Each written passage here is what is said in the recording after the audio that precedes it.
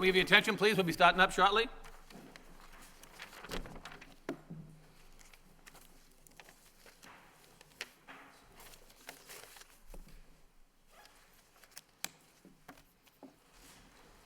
Good evening and welcome to the March 4th, 2013 Lowell Planning Board meeting. Tonight we do have a public hearing on, and we do have one matter listed under old business. The first matter for the public hearing is a continuation of the charter school. I will read the public notification. Public hearing, 1857, 1861-67, 1909, 1929, 1939-1949 Middlesex Street. The Lowell Planning Board will hold a public hearing to hear all interested persons relative to an application by Middlesex Partners Limited Partnership for a special permit and a site plan approval for a project located at the above-listed address. The applicant proposes to convert the existing manufacturing warehouse faculty to a K-5 charter school. The project includes demolition of some of the existing buildings and reconstruction of the existing central building to house classrooms and related school facilities. The applicant is seeking site plan review under section 11.4 of the City of Lowell zoning ordinance. The parcel is comprised of approximately 385,636 square feet of land area with 115,288 square feet of combined building area and is located in a suburban mixed-use zoning district. We first started our public hearing back on December 3rd, and we had plenty of people who spoke. After a 3.5-hour meeting, the matter was continued to our January 7th meeting, and after hearing from several people as well, and after another 3.5 hours, the matter was continued to our February meeting, and at the February meeting, at the end of, let me back up, the end of the January 7th meeting, there was a motion to request a peer review, which is to have an independent engineer come in and look at the traffic study, which was done by the applicant, as well as comments made by our city traffic engineer. And the result of the peer review, when the matter came in February, the applicant asked that the matter be continued to tonight's meeting. Therefore, all parties would have a chance to weigh in on the traffic review, which would be done by an independent study, which we did receive several modifications. It was by TEC, and we do have many of their comments in the packet. So what I'd like to do tonight is start up where we left off, instead of starting all over again and listen to the 3.5 hours twice again. So we'll pick up where we left off, which was the recommendation from Mr. Fischette to hear about the impact of the traffic plan with the TEC, which would be the independent peer review coordinator. So what I'd like to do is first hear from Attorney Leides, who represents the applicant. Then I'd like to hear from Mr. Jeffrey Dirk, if we could, who's the traffic engineer for the applicant from Vanessa Association. And then we'll hear from TEC, and then maybe we could hear from our city traffic engineer, and we'll start on that issue, because that's where we left off. So I'll turn it over at this point in time to Mr. Leides. Good evening. George C. Leides, Jr., 133 Market Street, Lowell. And I'm here once again on behalf of the applicants. Mr. Chairman, I heard you give us a little outline of what you intended to do. I have remarks that go beyond traffic, more in the nature of wrap-up kind of things, but perhaps we ought to hear first from the important people who we had go here. I'll leave it up to you whether you want me to comment on the entire proposition now or whether or not you want to hear from the traffic folks first. My understanding, if I may say Sure, so, go ahead. my understanding, and I've read, I won't tell you that I read every single piece of paper in the traffic management report or the traffic surveys, because for me it would have been useless. I failed engineering 1, 2, so I never would have been able to figure it out. But I will tell you this, from everything I read, and I'm certainly interested in what these folks are going to present to you tonight, but from everything I read, the essence of the bottom line of the group together is that there is not a traffic impact that will create a situation that will interfere with this school operating or vice versa. Certainly, I'm going to let them elaborate on that particular subject matter, but I will say this.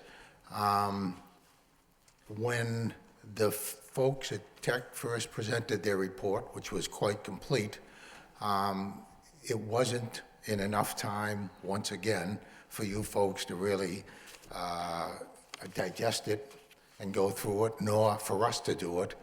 And even though we have terrible time constraints, that's why we postponed till tonight. At this point, or up to that point, I should say this, and I'm sure both Rebecca, or all three, Rebecca and Eric and Jeff, our engineer, will mention this to you, but we got them all with thanks to the auspices of the Department of Planning and Development, Aaron, and Assistant City Manager Bakey. We all sat down in a room. We went over for more than 2 hours all of the reports and all of the recommendations. We found out what recommendations there were to make any additional fixes, changes, or whatever. And it's my understanding, and I've seen Rebecca's final report, which she'll talk to you about. It's my understanding, again, that we're all on the same page with reference to this particular item, and everybody is together on the fact that no one is ever going to claim that the corridor, as we're referring to it, or as everybody refers to it, is perfect, but I think they'll explain to you how that can be made better. And then, obviously, at a later point, I'd like to address the board on some of the other issues. So I'll leave that up to you, Mr. Chairman. So can we hear from Mr. Dirk first, if you don't mind, sir?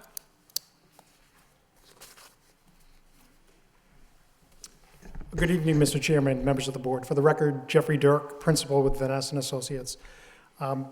Just in a brief summary, Mr. Chairman, since the last time that we were here, I do have to say, and I think this was the comment that you had made prior to sending this out to peer review, is that the plan that's before you tonight is a substantially improved plan from the one that we started from. And that is a direct result of having the peer review done as well as working with city staff.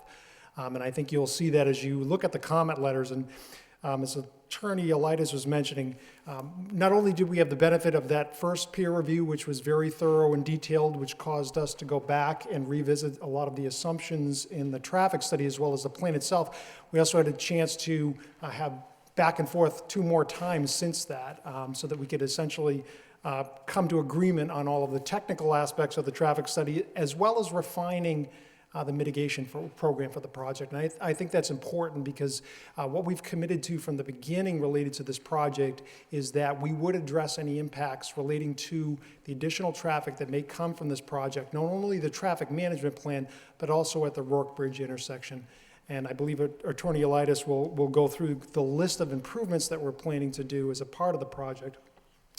But in essence, the substantial changes to the plan that's before you tonight entail both changes to the driveways. We've widened the entrance driveway to provide sufficient width or additional width to the driveway. As you might remember, it was 16 feet in width. It's been widened to 18 feet in width, so that gives us a little bit more room on the driveway. You do have a letter, I believe, in your files, both from myself as well as from Emergency Services, indicating that that width, the design of the driveways, the circulation pattern within the site is sufficient to accommodate safe and efficient access for emergency vehicles to this site itself. As you enter into the site, the traffic management plan and what we had talked about in terms of the pickup and drop-offs has been also refined. We did hear from the board relative to the parking area in front of the school that there was a desire not to have to manage the parking spaces directly in front of the school. Do not queue vehicles in those parking spaces. So what you see is we've eliminated that. We've eliminated the parking spaces that were parallel or perpendicular along the drive aisle itself. So as you're entering, there's not conflicts with vehicles entering, exiting parking spaces.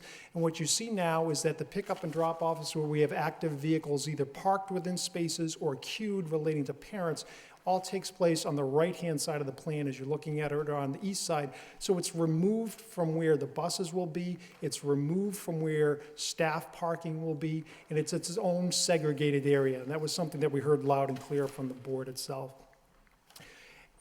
Again, focusing on the driveways, one of the things that we were asked to look at was sight lines of the driveways. And we talked about the fact that in order to have sufficient sight lines, we had to eliminate some parking spaces adjacent to the driveways. As a result of the peer review, we were actually requested to prepare a plan that would show exactly how many spaces would be needed to be eliminated. And an added feature that was asked to be implemented in the plan is what's known as curb line bump outs. So actually physically moving the curb line out into the roadway, still maintaining two-way travel along Middlesex Street, but physically prohibiting areas where vehicles could park by pulling the curbs out, putting in some landscape features. And what that also allowed us to do is the location where we had the pedestrian crossing, it shortens that crossing distance, because there was some discussion and concern about pedestrians and students crossing Middlesex Street. So by doing these bump outs, as was suggested by your peer review consultant, we've shortened that distance. So the amount of area that pedestrians are actually exposed in crossing the street has been reduced. That also has the added benefit of it provides better sight lines, because now the vehicles, as they're exiting the property, they could actually move further out into the roadway because they're protected by these bumped out curb lines. So that gives them better sight lines looking along Middlesex Street itself. Now, speaking about the intersection improvements, and I'll just go through these quickly. Attorney Elitis will get into more detail on the kind of the host of the mitigation measures. But what we've committed to do is at the Pawtucket Boulevard intersection, so the other side of the bridge, we're providing monies to the city, and what we had talked about was that would allow the city to implement traffic monitoring, or essentially a video detection system at that side of the bridge, as well as potentially replacing the traffic signal controller that's over there. All of those improvements there would allow for travel time over the Rourke Bridge to be reduced and queuing reduced. And we did provide an analysis of what that would be.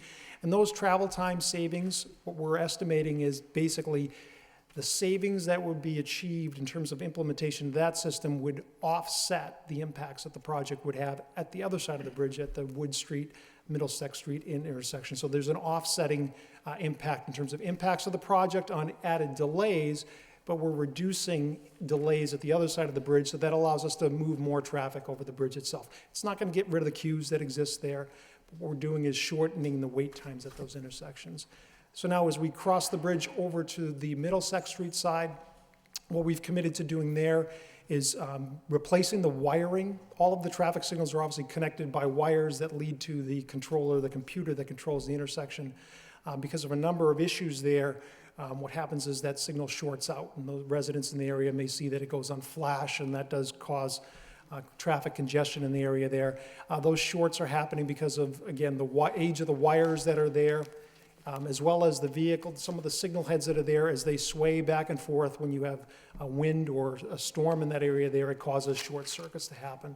So replacing the wiring, replacing some of the vehicle heads that are out there will cause that to happen less frequently. The other piece of the project, of the mitigation component, it's always been a part of the project, is monitoring traffic operations, so monitoring queuing and vehicle delays at that intersection, also monitoring safety, so the number of crashes that are happening there. We pointed out in our report that we do acknowledge it's a higher than average crash rate at that intersection. It is within the top 10 motor vehicle crash locations within the Middlesex area. I believe it's either third or fourth at this time. So we're monitoring crashes as well. We've committed to implementing improvements at that intersection to address any deficiencies that we find. So optimizing the timing and phasing there to reduce delays, as well as if we find that the number of crashes that are happening does in fact go up, we would implement improvements there to reduce the number of crashes there. So those are things we'd monitor, we'd report to the city what the conditions are. If there's a problem, there would be recommendations for improvements. We would implement those improvements. Again, once the city has reviewed those and determined that they agree with that. That would actually occur for a period of 3 years after the project opens. Now, as we look at the intersections that are or the roadways that are opposite the project site, Dingwell Street is one of those roadways. It's one way and it heads towards the project site itself. What we don't want to do is increase the volume of cut-through traffic that's using that neighborhood street. So we've committed to a traffic monitoring program, again, with that street, where we'd monitor volume and speed of traffic both before and after the charter school opens. If we find that either one of those measures, or measures that we're measuring out there, if we find speed increases or volume increases, we would implement traffic calming measures as a part of what we would do as a comprehensive city neighborhood traffic calming plan. We would develop some solutions if we find there's a problem. We'd work with DPD to refine those. We'd present that to the neighborhood to obtain acceptance of those measures, and then we would implement those measures. And again, that's for a 3-year period after occupancy of the project, so we're continuously monitoring that for 3 years. As a part of the student handbook, what's also going to be in there is a restriction on the use of Dingwell Street for traffic coming to the charter school unless you live on Dingwell Street. So that's something that will also be in the student handbook, and the student and the parents will sign on to that as well. There's other measures that go along with that, but that would be one of those, again, with the goal of trying to reduce the potential for cut-through traffic. Sidewalks we had talked about before. The sidewalks will be reconstructed along the project frontage. We want to make sure that there's a safe and adequate walking environment because we want to encourage those trips to the project. So not only will we be reconstructing sidewalks as necessary along the frontage of the property, there's also a commitment for a contribution to the city for the construction of sidewalks to the west of the project, so heading towards Chelmsford, because that's the area where there are not sidewalks today. So if we do have pedestrians coming from that side, essentially the project, we want to make sure it's safe for them to be able to get to the project site. So that's a brief summary of kind of where we've been. We also have a pickup and drop-off management plan that you see, a narrative as well that's been submitted, so you can see how we plan on having the drop-offs and most importantly the pickups happening at the site itself. And you can see it's very efficient in terms of how we're doing that. Students are queued within the cafeteria area, and they're broken up basically into 3 groups. You've got the buses, you've got the parent pickup, and then you've got the walkers and bicyclists. And as they're staged within the cafeteria, students are dismissed by buses first. They load the buses. Then they're dismissed by the parents' caregivers. The parents either have to park in those spaces there or they're queued along the drive aisle there, again, as you can see on the right-hand side, out of the way of everything that's happening. And then parents come in, the students are released to them, they go back and load the vehicles. And the way that the pickup happens, buses leave first. No vehicles leave the site until the buses have left.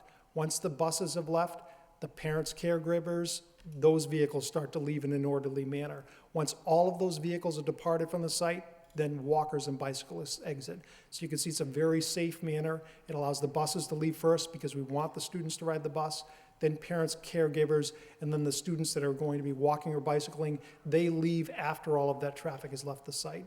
So it's a very efficient, and as we had talked about before, we have police detail officers at both the entrance and exit to manage traffic. Be happy to answer any questions you have now, Mr. Chairman, or later on in the presentation.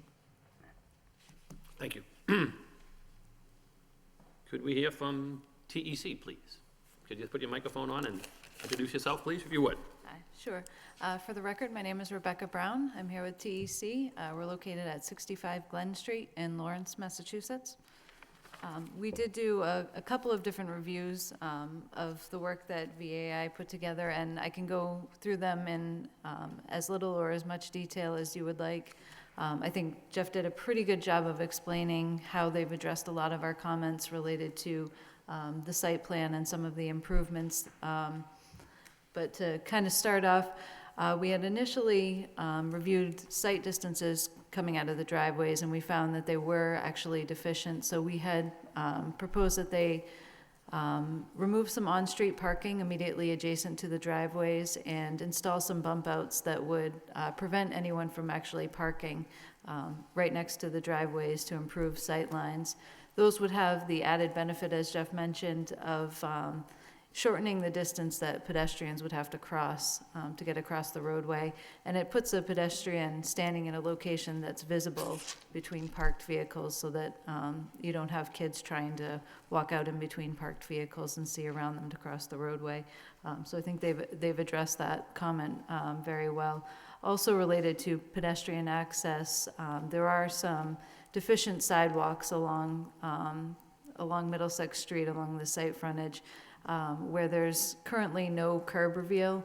So cars are able to drive right up onto the sidewalk, and when we went out and looked at sight lines, there were quite a few cars that were actually parked on the sidewalk right near the entrance into the driveway.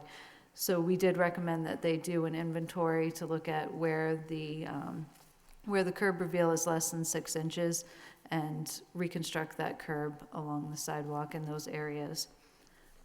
Related to the site plan itself, Jeff did mention that they previously had proposed to have their parent vehicles stored coming in through the parking aisle that is directly across from the school, where they would have staff parking in that area, and it caused some conflicts between staff vehicles and parent pickup.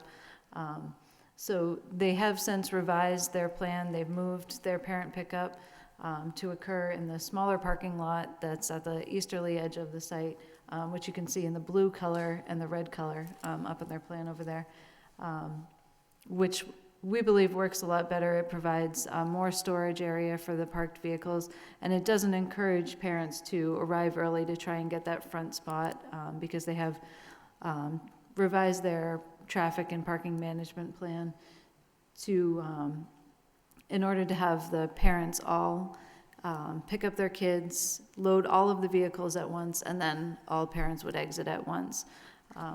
That does also have the added benefit of it doesn't encourage parents to arrive extremely early because they're not going to be able to leave any earlier by arriving early.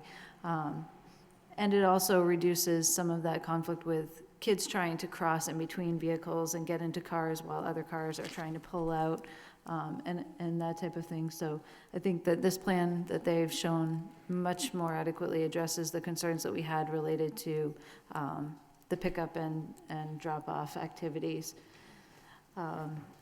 One of the other things that we had them look at was some of their analysis had some incorrect adjustment factors that were included. They did update all of their analysis to show those adjusted, those revised adjustment factors. They also did update their sim traffic analysis, which showed the improvements that would occur for traffic traveling over the Rorick Bridge as a result of the improvements that they were recommending at the Pawtucket Boulevard and Rorick Bridge intersection, which Jeff went over as far as improving some of the faulty equipment that's there and installing loops to have that signal actually operate the way it's supposed to reduce delay. One of the recommendations that we also had was related to the Middlesex Street at Wood Street and Rorick Bridge intersection, that they may want to consider also updating some of the signal equipment there that's also causing some short circuits when the wind blows as well, and causing the signal to go into flash mode. Their updated analysis that takes into account all of our comments that we had related to adjustment factors and time periods that they should look at does show some degradations in level of service at that Middlesex Street and Wood Street intersection.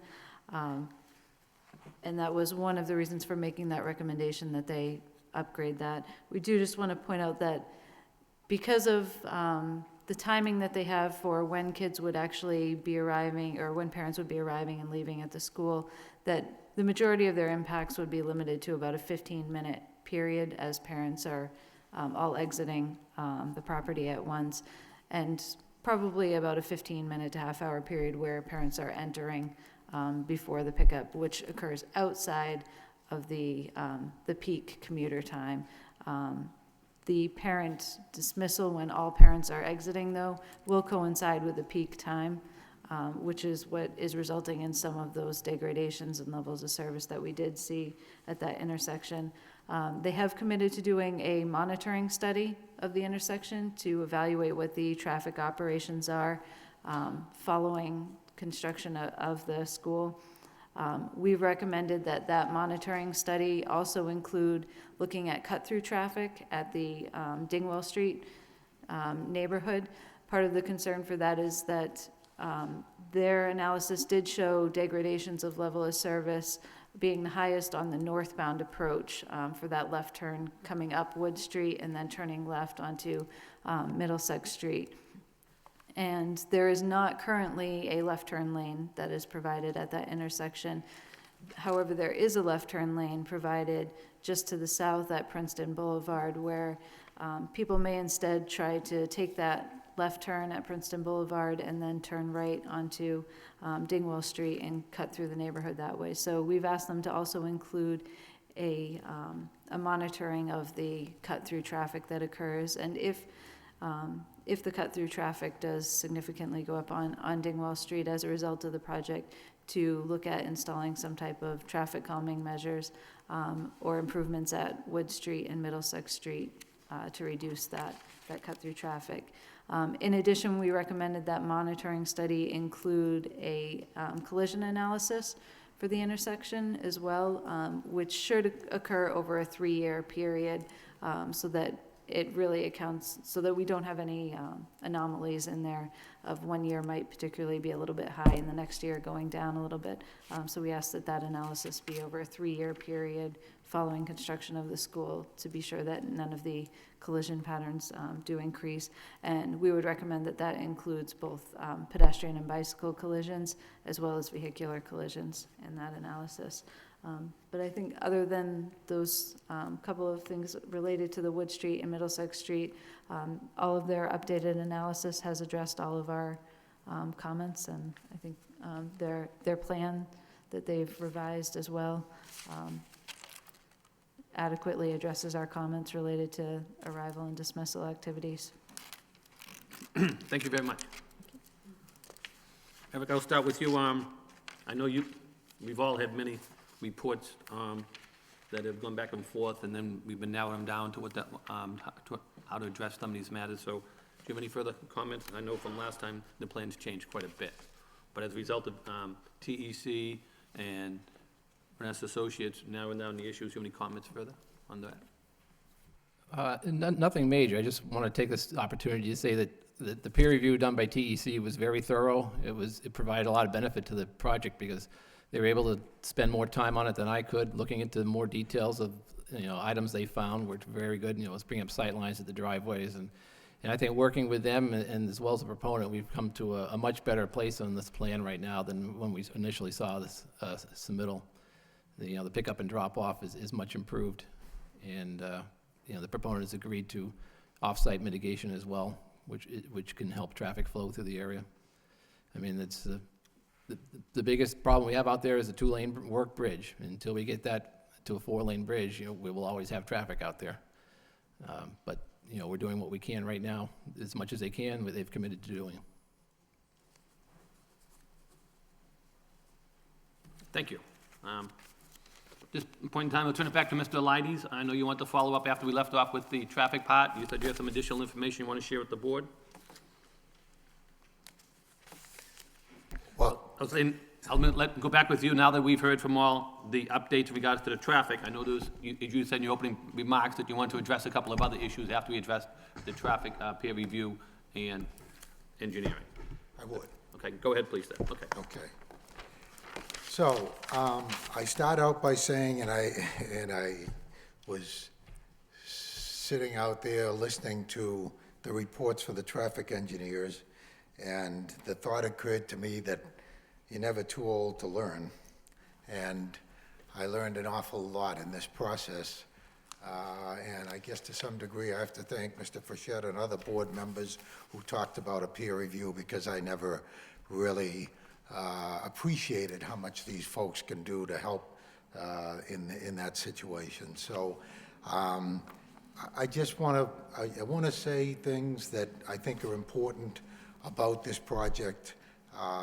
Other people can talk about traffic if they want to, but I think there are other important things. From my standpoint, my job is to give to you folks the information that's required for site plan review under section 11.4.10. And with Matt's help and others, I think we've done all that. I think we've gone over it. I think this is the largest submission of information that I can recall in a long time. And Swati and Aaron and the people at DPD certainly held our feet to the fire when it came to providing them with information, and you've seen what an awful lot of that is. But the fact of the matter is, I think that it's fair to say that they've indicated to you in their final summary of this situation that we've met all the 11.4.10 requirements as far as showing what we need for site plan review, with the possible exception of a few recommendations they may have for conditions, and I'll speak to those in a second as well. Conversely, with regard to the traffic itself, it seems to me that we heard an awful lot at one point or another from opposition, and I think the only thing, I made a note because at some point I saw a petition that was going to be passed around. I don't know if it's been entered into the record here or not, but I noted that on that petition it said that the objections were based quote, solely on the amount of traffic added. And I think we've talked about that and dealt with that, so I'm assuming there are no other objections with regard to that. None of the objections that I heard, by the way, come anywhere close to the fine work that was done by Rebecca and Jeff and Eric to bring this thing and pull it all together and show how this all can work. And I thank them for it because they really put in a lot of time and effort on this, and I appreciate it. It's interesting, well, and I think it's important to note, if I can call attention to Rebecca's January 30th report, the first report when she looked at all this information. And at that point she indicated, and I quote, "Therefore, the additional traffic generated by the development of a K-5 charter school on the site can be accommodated at this intersection," that's Middlesex, Wood, and Rock Bridge, "can be accommodated at this intersection without additional mitigation measures." That was the initial report. She did review it and come up with later, however, some recommendations, which she mentioned again tonight, for fixes on the traffic controls. And I think Eric pointed that out to you as well.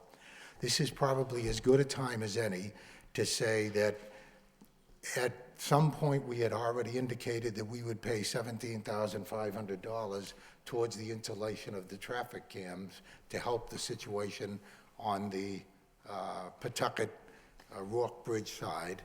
And then when we heard about these other problems with the traffic devices, the signal devices and whatever, we agreed to raise that number to $25,000.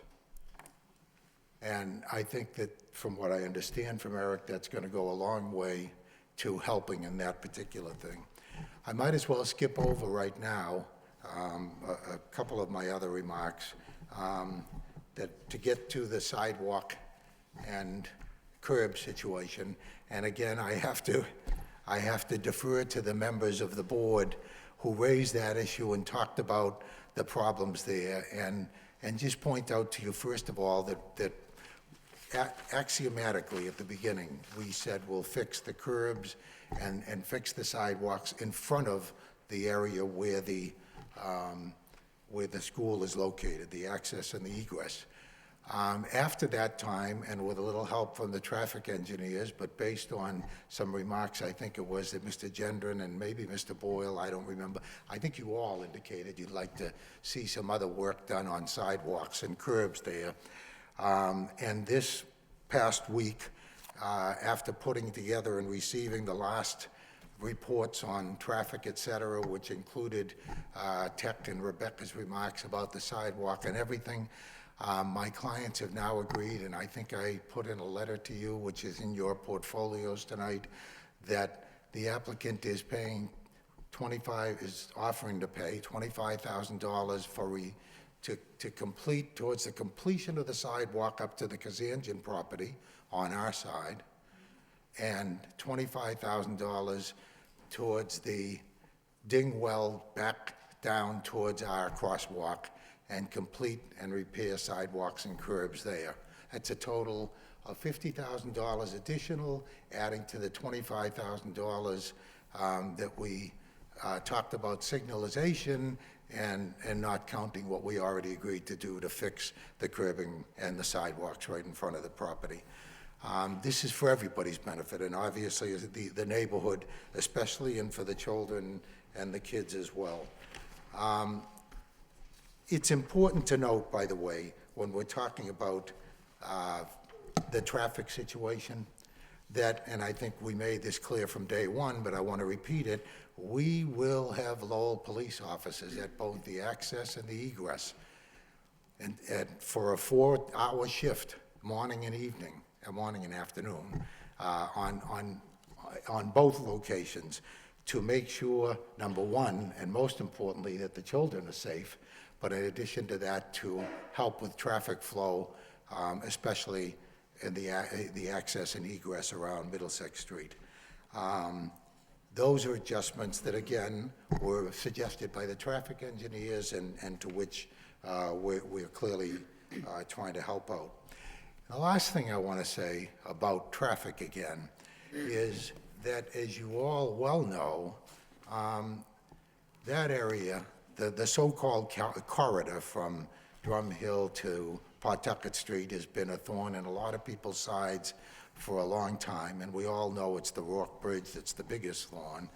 But let's not forget that right now, NIMCOG and the Department of Transportation are right in the midst of studies that have been going on. When I say in the midst, they've been going on for almost a year. Tech, the same company that did the peer review for you, has been consulting with the folks there at NIMCOG and helping.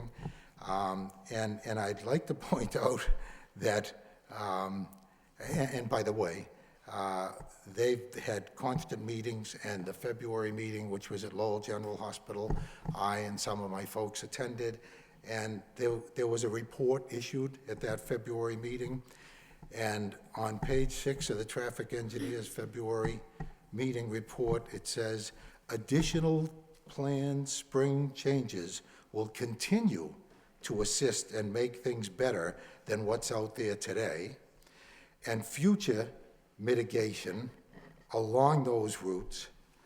And the NIMCOG and application, these words about future are my words now, not Rebecca's or her company's. The words about future mitigation, which we all know is taking place and ongoing, will finally bring us to a new Rourke Bridge. This is all about pressure and putting it all together and having a community say enough is enough. But there's been help along the way.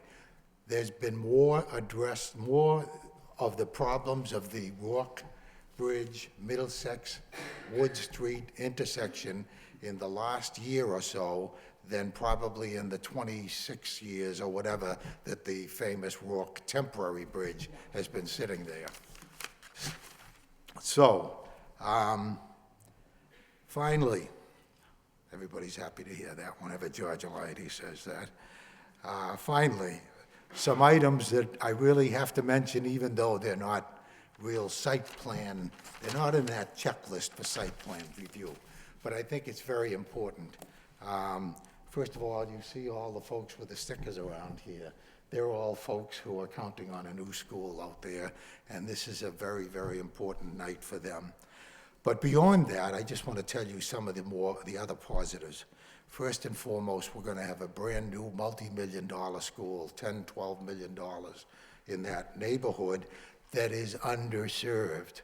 At some point, I can show you, it was remarkable to me when I saw a map of the city of Lowell and where the schools are in the city of Lowell. And if you look at the left-hand side of the city of Lowell, this is a neighborhood that has no schools whatsoever. So I think it certainly is hopefully going to be helpful for the young kids who are in that neighborhood, and we won't have to be busing and moving as many kids along. This school will be acquired and basically built with no, with no capital expenditure or bonding expense to the city. It's not free, ultimately it's gonna be paid for, but all those initial expenses that go with location finding and the other things of bonding and all of that, hiring bonding counsel and all of that other stuff, is all being borne by the applicant. And by the way, not only that, but there are additional subsidies that will be coming to the Lowell School Department if there are any lost seats in the current schools they have. I'm sure you're all familiar with that aspect of the charter school. But most importantly, it's the children and the new school, the options for them, as I said, neighborhood schools nearby. I've been hearing and reading in the last 2 or 3 months that the current school department is under pressure and doesn't have enough classrooms and doesn't have enough space for K through 5. There was even talk of reopening the school, the North Rogers School, and putting students in back up there. This will go a long way, I think, to helping to solve that problem. And also, for the benefit of the neighborhood, the property itself will be totally fixed over.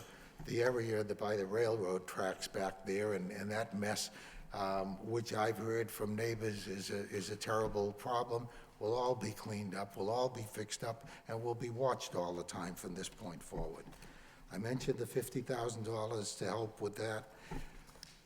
Jobs, jobs, jobs. We certainly have all heard about the need for new jobs, and we certainly can use them here.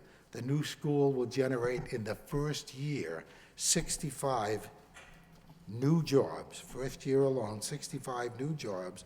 Administration, teachers, support, custodial staff, bus drivers, police duty officers, deliveries, trash collectors, estimated to be a payroll of over $2.5 million in 1 year alone. Another $500,000 probably going out to local operating supplies and maintenance places who are going to have to help and bring the supplies to this area.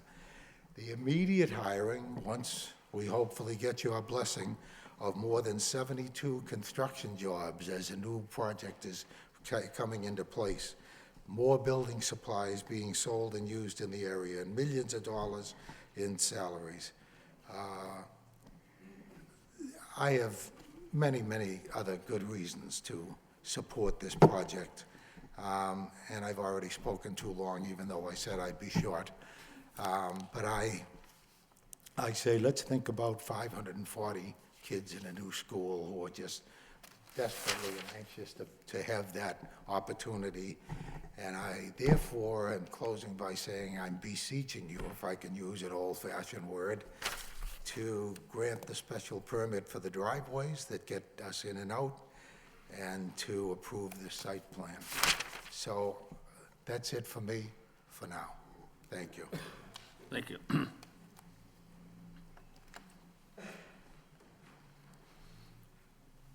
This time I'll open up to anybody who has not already spoken back in December or in January. So if anybody who's here this evening who has not spoke already in regards to this project in favor or against, I will leave it open for anybody who has not spoken in the last 2 meetings as of yet.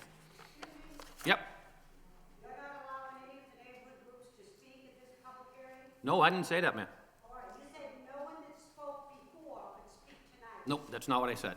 Or did I misunderstand? Okay, I said at this point in time, I'd like to hear from anybody who has not spoke already. So people who haven't been here to speak before, give them the chance to speak first before people who have spoken already get to come back in again. So it's at this point for anybody who has not spoken on January 7th or on 12/3. So is anybody present here who has not spoke previously who wants to speak? Okay. No? No? Okay. Is anybody who here who wants to speak and to say something new that they haven't said back in January or December, because all that stuff that has been said before is still part of the public hearing. So if anybody has any additional new comments at this point in time, I'll open that up for speaking. Yes, sir.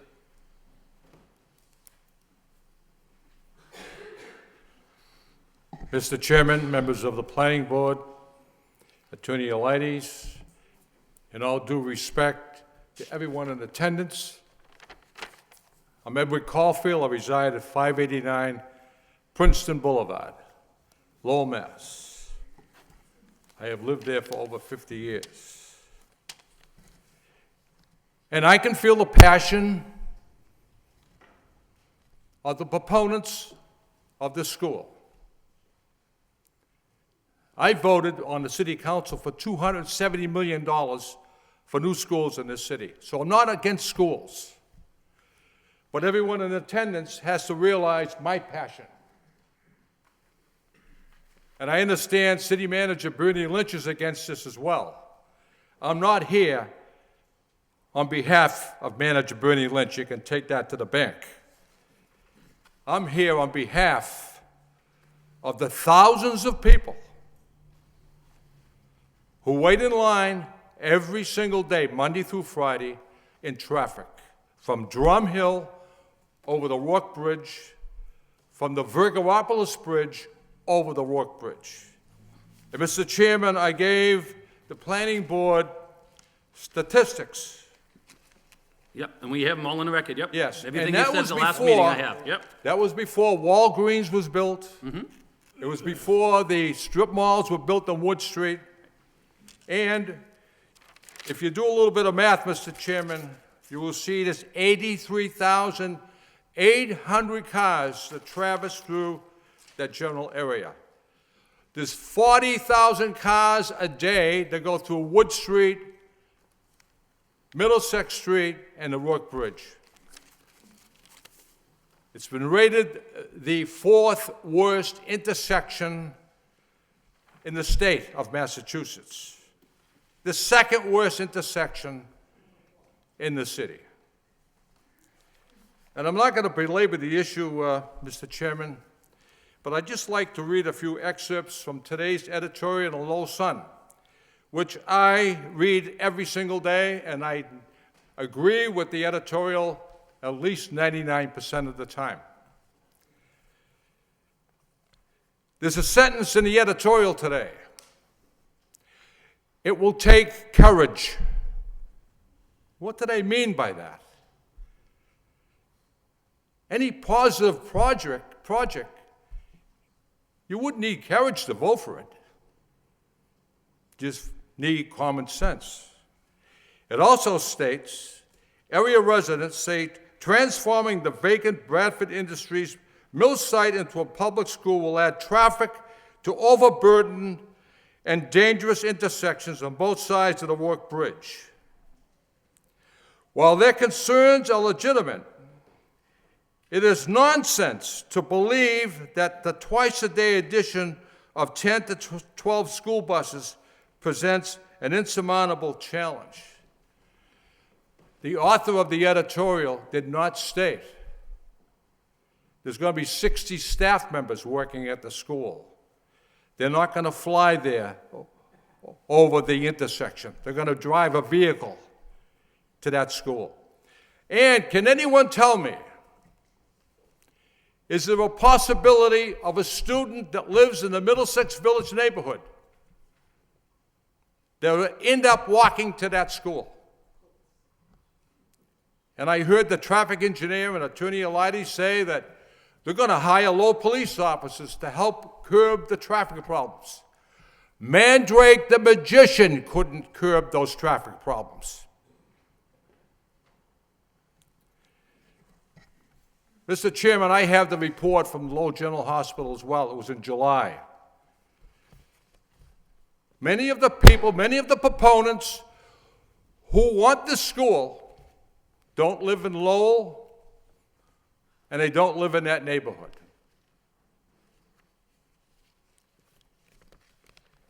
If you traveled those streets and those roads every day, people coming off of Route 3, going home to Pawtuckaville, to Dracut, southern New Hampshire, people who are trying to escape that bridge are coming down Princeton Boulevard, Middlesex Street, Westford Street, etc. 80,000 cars a day. Mr. Chairman, I'll wrap it up.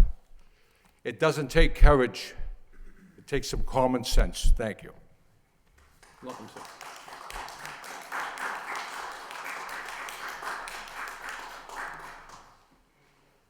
Does anybody else want to speak or add something new to what they spoke to last time and not rehash everything they said already, please?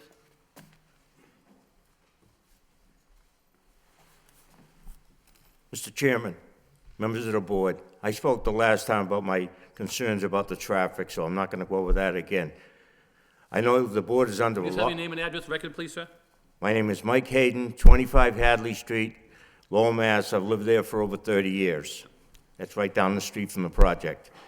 I know the board is under a lot of pressure, and the group that wants to put this together, who, I'm not against the school, has their hired gun with Mr. Jim Campanini, who's writing his editorials there. Mr. Campanini lives nowhere near the intersection of Wood Street. But he acts like and speaks like we are just belligerent little people, that we don't count. Well, we do count. We pay taxes just like every other part of the city. And I think it's disingenuous of the school, the people running the school, to go out and sign people up, children up, when they don't have an approval. Yet there's a bunch of people here tonight because their kids are already signed up for that school.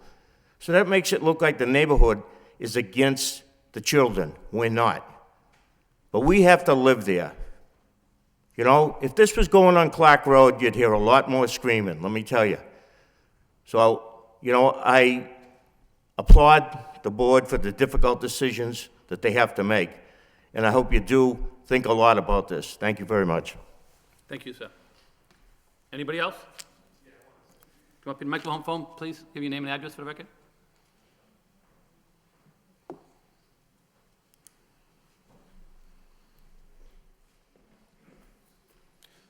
Chris Dion, 518 Princeton Boulevard. I'm actually your neighbor. How are you? I want to say something. Huh? You know about the traffic. Hate it. It's horrible. It's disgusting. My daughter is Brianna. She's 12. My son is Thomas. He's 10. I don't care about the traffic. Where are my kids going to work when they get older? What type of education are they going to have? I found a note from my daughter this weekend. She's being bullied in school. I didn't know. The school knew, though. They didn't tell me. My son has ADHD. 2 years we're trying to get the school to do something. Not helping us. Not doing anything. If it was in Clark Road, I grew up there. I'd drive there. I would. The only other alternative is the Innovation Academy. I know you don't have kids. Your kids are grown. You look like your kids are grown, too. I have kids. Where are they going to go? So if the traffic's a real problem, tell me, where are my kids going to work? What education? I understand, bud. It's horrible. The traffic stinks. But the kids are more important. I'll wait in line. The Lowell school system isn't up to par? The school system stinks. Sir, stinks. you have to direct your comments to us and not to people in the audience, okay? You want to speak with them? You can speak outside. I mean, So when you're making your mind up or you're thinking about whether you should approve this or not, don't make it based on traffic. I'll pay extra taxes if you want to get this to school there. It doesn't matter, raise my taxes. But if it gets my kid an education and gets him a fair chance in the future, I'll pay it. That's it. thank you, sir.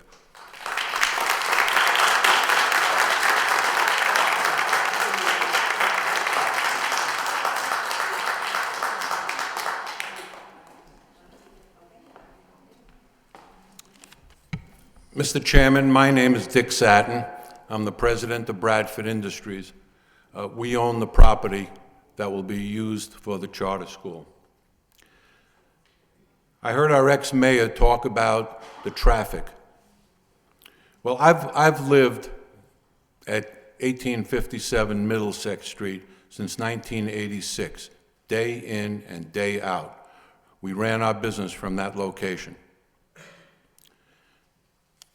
I never understood the traffic either, because every day I would run into traffic.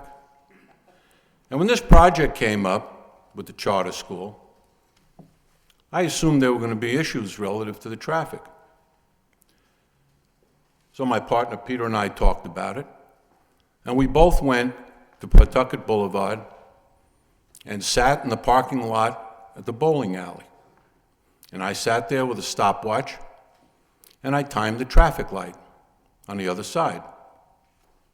And I observed what was taking place on traffic coming across the bridge. I sat there dumbfounded and astounded. And the reason was that the traffic light was turning every 30.5 seconds. If you're coming over the bridge and going towards that bowling alley, if there are 3 cars that stop at that traffic light, it is impossible to make a right-hand turn to go onto Pawtucket Boulevard. There's no room. So what happens is, every time the light changes and 3 cars back up at that light, the entire bridge stops dead in its tracks. I went there a total of 4 times. The first 3 times I went there, the light was at 30.5 seconds. I said, this is just astounding. It's got to be broken. It must be, it has to be fixed. So I came back, I talked to George Eliades, and I said, George, the system is broken. It cannot be correct. That's when we found out that it was in fact broken, because he talked to the people in the traffic department in the city. They indicated clearly that the light has been broken, and it's been broken for a long time. I would say it's been broken for over 20 years, and no one has done anything about fixing that traffic light. Interestingly enough, on my 4th visit, I go across the bridge, and by the way, all of my visits were at the height of the rush hour, 4:45. Now, for my 4th visit, I turn on Middlesex Street, I get onto the Rock Bridge, and I'm across the bridge in like no time. No time. There was virtually no traffic going across. I said, what the hell's going on here? So I pull into the parking lot at the bowling alley, and I sit there, and with my stopwatch, I start timing the light. Astoundingly, and I have a video, and I can prove it, it was 73.5 seconds, almost 2.5 times longer.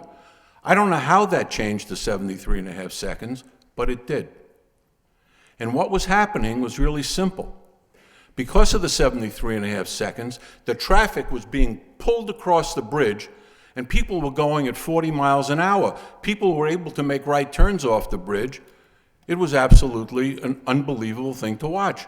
Now, I don't know if the city put a temporary fix on that light, but I stood there and watched, and it was 73.5 seconds, okay? And I must have stayed for 4 or 5 light changes.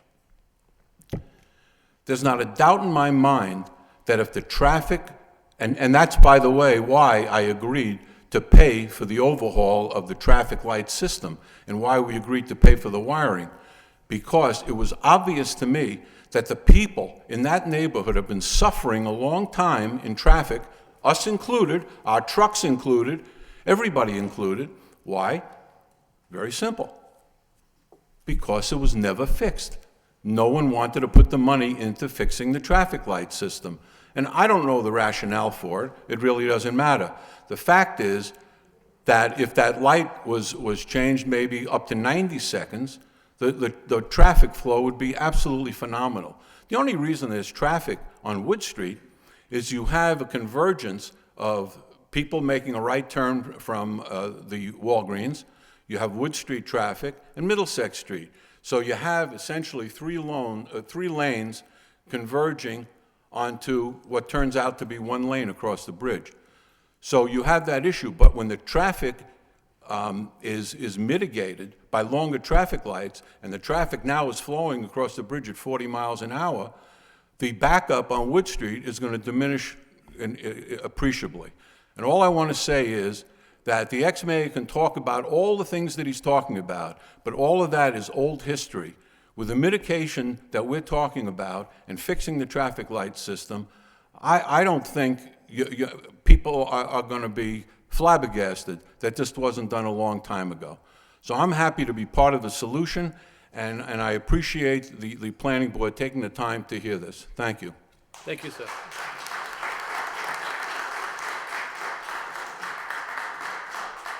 Yes, sir. Microphone, state your name, please. Thank you. My name is Samut Guam, and 154 A Street, Highland. First of all, allow me to express my appreciation to have opportunity to be here with the greatness. And tonight is cold and hot to have got the parking to save place, and we hope to try to get this done for the sake of our children. There is pro and con, cause and effect. Yes, we know indeed. But what warm heart for us to be here today is just for our children. Love, kindness, and compassion, and education.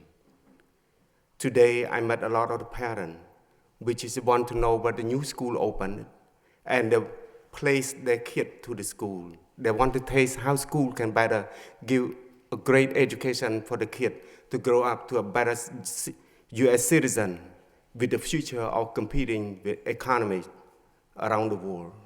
Yes, we want our children to be educated and not to be ignoring, and with the respect also. I'm a citizen here, and also I'm a neighborhood in that area too. So I hope the kindness, and God bless all of you that we here with the greatest strength to build up our community as whole and the future of our children. Thank you very much. Thank you, sir.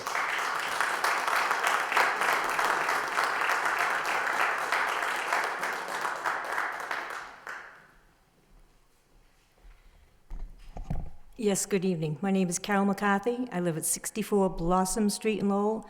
I'm also a member of the Citywide Neighborhood Council. I'm also in the field of education, and I believe that we, as adults, owe our children, who are going to be our future leaders, the best education we can offer them. But our first priority is their safety, that we need to keep them safe. Listening tonight to all the new changes and all that are going on, the staff members, 60, we're looking at 80% of the students are being bused, so I would assume that most of the students that will be attending this charter school are coming from the city of Lowell. I mean, who's going to be paying for the buses? And are the buses going to be going around picking up these children from their homes? Because at 8 or 9 buses, the way it was printed in the newspaper article, you're talking about 50 students on a bus. Now you're talking 48 of them are going to be walkers. 38 will drive, and 8 will be siblings. And then the scary notion that I heard tonight were the children that possibly might ride their bicycles. Now, with our new bike ordinance in the city of Lowell, are you aware that these children can ride their bicycles at their young age ahead of a car in the middle of Middlesex Street, and that driver has to stay behind that bicycle, because the bicycle has every right to be on the road as the automobile does. So let's picture the children doing this. Let's picture that impatient motorist that is going to try to get over that rock bridge, or that's going to try to get through that intersection when they have a 10-year-old on a bicycle in front of them. I don't know about you, but that's putting the child in danger too. You're talking about omitting some parking spaces on the street. Are these parking spaces for the businesses, or are they residential? And have these businesses and residential people been notified that pretty soon they may not be allowed to park in front of the business or in front of their homes? I hope these people have been notified of this, because if I was in one of the homes there, then all of a sudden I was informed that I could no longer park in front of my house, I wouldn't be too happy with you right now. We're talking about delivery trucks. Now, I'm sure the trucks that will be picking up the waste products from the school will not be allowed to do that during school time. But what hour of the morning will these trucks be coming in to take away the school waste and that? And also, you're talking about a handbook that will be offered to the parents, informing them to please do not use Dingwell Street. Well, I can tell you, we've tried handbooks at my school, asking parents to do certain things, and they do just what they want to do. So who's going to monitor Dingwell Street? Who's going to see that that car is from the school or not? And if they do, What are they going to do to the parents who continually use Dingwell Street? Thank you. Thank you, ma'am.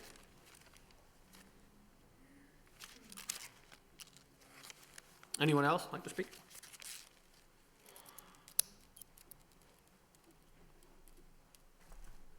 Daniel Lucier, 674 Beacon Street. I've lived and grown up in this city for 32 years of my life. I am well aware of the traffic in this city, whether it be Bridge Street, whether it be School Street, whether it be Aiken Street, or the Warwick Bridge. The fact of the matter is we're a divided city. Right down the middle of our city runs the Merrimack River. Half of our population lives on one side and half lives on the other side. Traffic problems are going to be prevalent in this city for as long as we can habitate the city. It just comes with the nature of the city. Our canals, our river, everything about this city screams traffic problems. They will exist. Now, to deny our children this opportunity at a great education because of traffic problems and a little bit of extra time getting home from work is just ridiculous in my view. These children that are going to grow up and sit in these seats hopefully one day, be the leaders of our city, tackling these same problems. I just think it's silly to be fighting over traffic problems when it comes to the education of our children.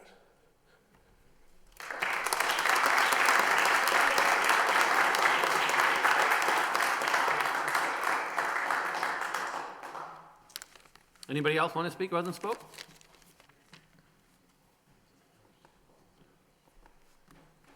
Good evening. My name is Nancy Judge. I reside at 28 Fosh Street, which is located in Middlesex Village. I am the chair of the Highlands Neighborhood Association, and yes, I have spoke before. I would like to comment on a few comments that Attorney Eliades had made earlier. Yes, NEMCOG is working on the Middlesex Street corridor. Why? Because it needs improvement. It is a disaster area, and nothing is going to come of this for the next several years. Also, Mr. Eliades made a comment that this is a very important night for the parents and students, 440. What about the 5,000 residents that reside in the Middlesex Village? When are we going to be taken into consideration? Thank you.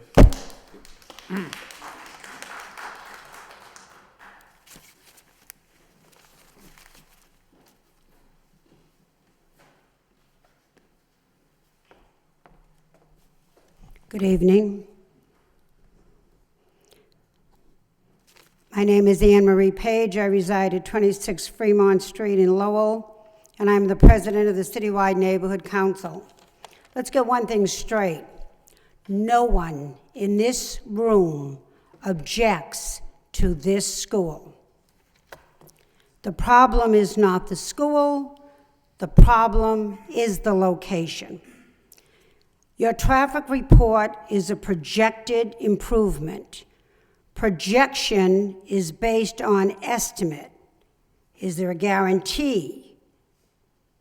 We asked at a prior meeting, has anyone looked into the tankers that travel on that railroad behind the building?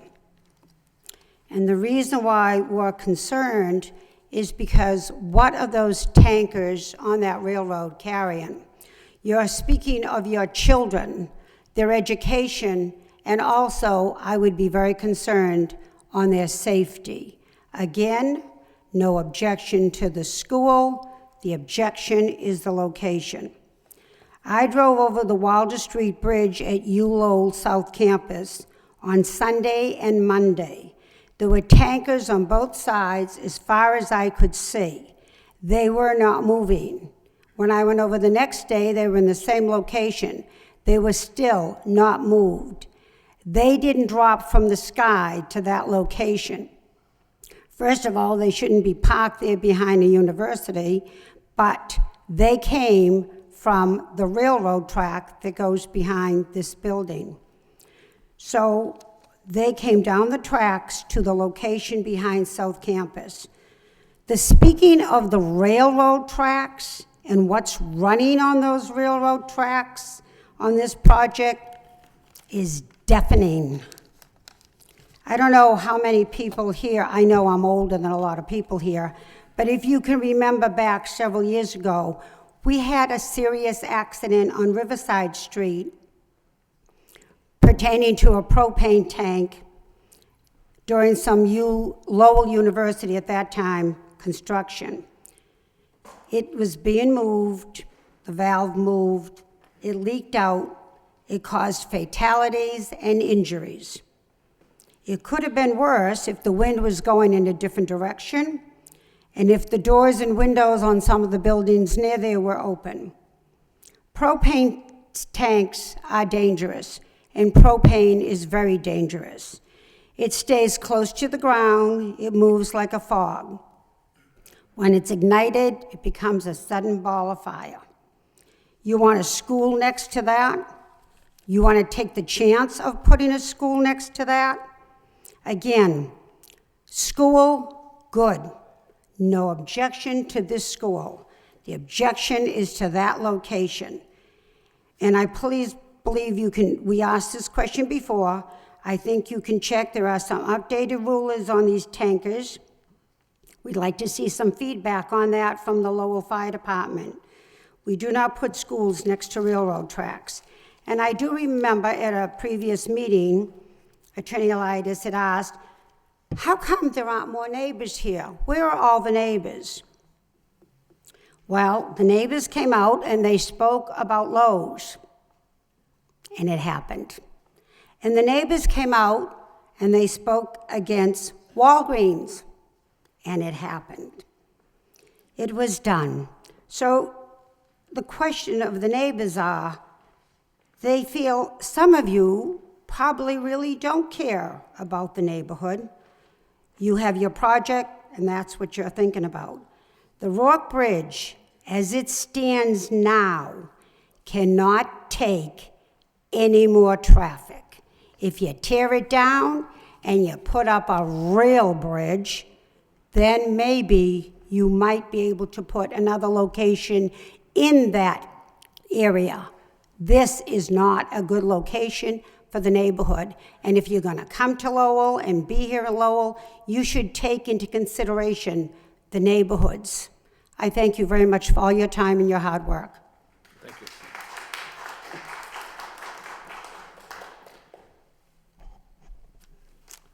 Anybody else want to speak? Yes, sir.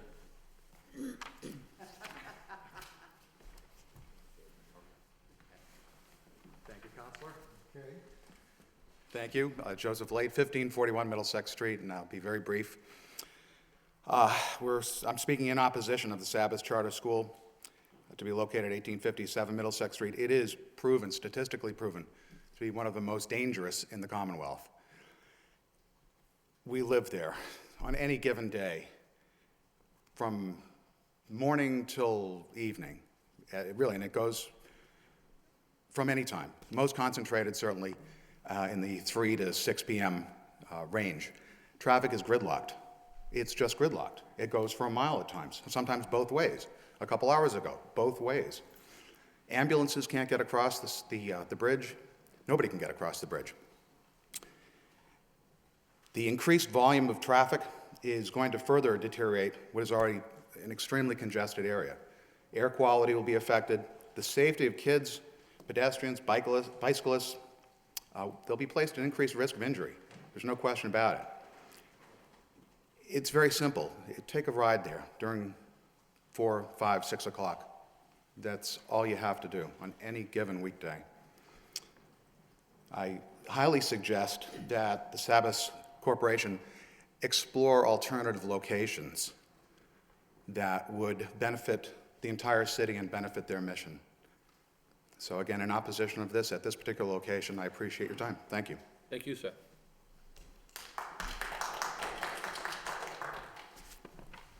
Anybody else want to speak who hasn't spoke, or anything else they want to say? Anything new? Anybody else? Anybody else? Yes, Counselor? I'd like to pass up to the board some pictures and maps that I have here. First of all, this is the picture of 1, 2, 3, 4, 5, 6, 7, 8, 9, 10, 11, 12, 13, 14 tanks in the gas company yard, less than a football field away from the Stock-Tolosa School, which I'm told has over 500,000 gallons of gas and tanks. So I think I did check that out. Secondly, the O'Donnell School.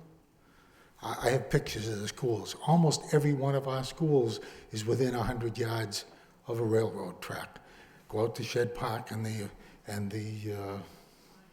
Pine School, thank you. I've got pictures of the railroad tracks for each one of these. I'll be glad to submit them to you. By the way, the University of Massachusetts Lowell just built a dormitory for hundreds of students in the exact same location to the railroad that this school is going to be. Same railroad track, by the way, which runs through all the city, which runs through all of the houses there as well. So I don't, it was not my intention to get into any kind of a debate, but I just had to let you know that I didn't let the issue of the location of this property go without some study.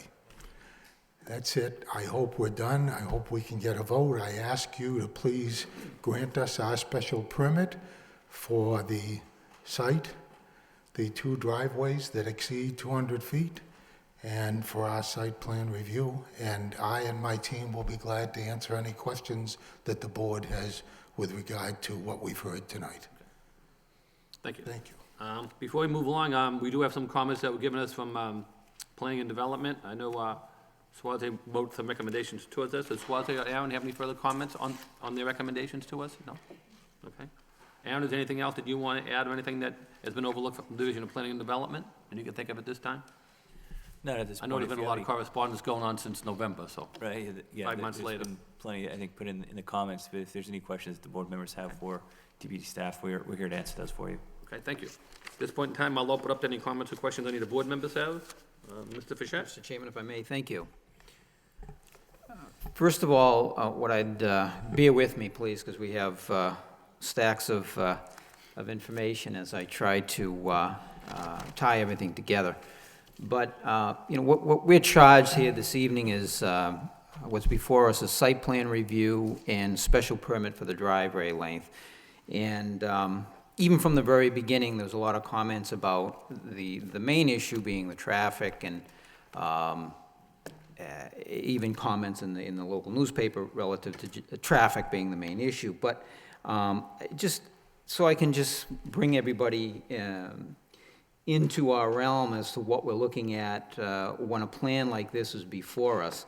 And under site plan review, which is page 121 of the city zoning code, as I like to say for anybody that wants to follow along at home, 11.4.10 under decision, item number 2, maximize pedestrian and vehicular safety on the site, to the site, and egressing from the site. From the preliminary hearing to several of the other hearings to this hearing tonight, that was myself, number 1. That was a very serious concern.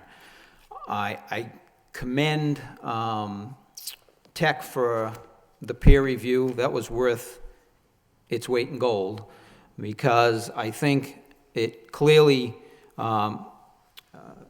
quantified the concerns that the board had with the initial plan that was submitted. There were 32 comments from Tech regarding deficiencies with that plan and concerns with that plan. I guess, counted 13 of those were directly related to that item on the site plan review. The first 8 comments were directly related to site plan review. So regardless of the Rourke Bridge, Pawtucket Boulevard, Middlesex Street, Wood Street, I'm talking about the site, issues we had with the site. I want everybody to understand that. site issues. With what was submitted, and Mr. Dirk addressed, I think, the main points, and I believe Tech was in agreement with the recommendations. Certainly, the issues that were brought up at the prior meetings were, I feel, adequately addressed relative to that item on the site plan. Under site plan review, and I was talking to Aaron earlier, because under Chapter 40A of Mass General Laws governing zoning, there's basically site plan is silent. There's not a lot on there. But in essence, what's been upheld by the courts is that if it's felt that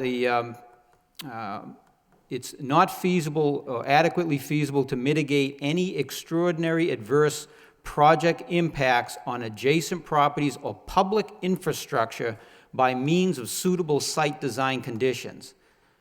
So that is upheld by the courts regarding site plan review. So that brings me to one of the concerns I had from Tech regarding a letter of the 28th, because I really do feel from the site plan perspective, and we can go through the items, I believe they're adequately covered. I think I will ask Ms. Brown, do you feel that those site plan issues that we talked about, the driveways, the bump outs, I believe the parking configuration and the new schedule, from your expert opinion, you believe that adequately covers the concerns relative to that? Yes, I do, yeah. I think they've addressed all of our concerns related to the site and the access to the site. Sure. Now, my concern with the letter of February 28th, and I think there's some conflicting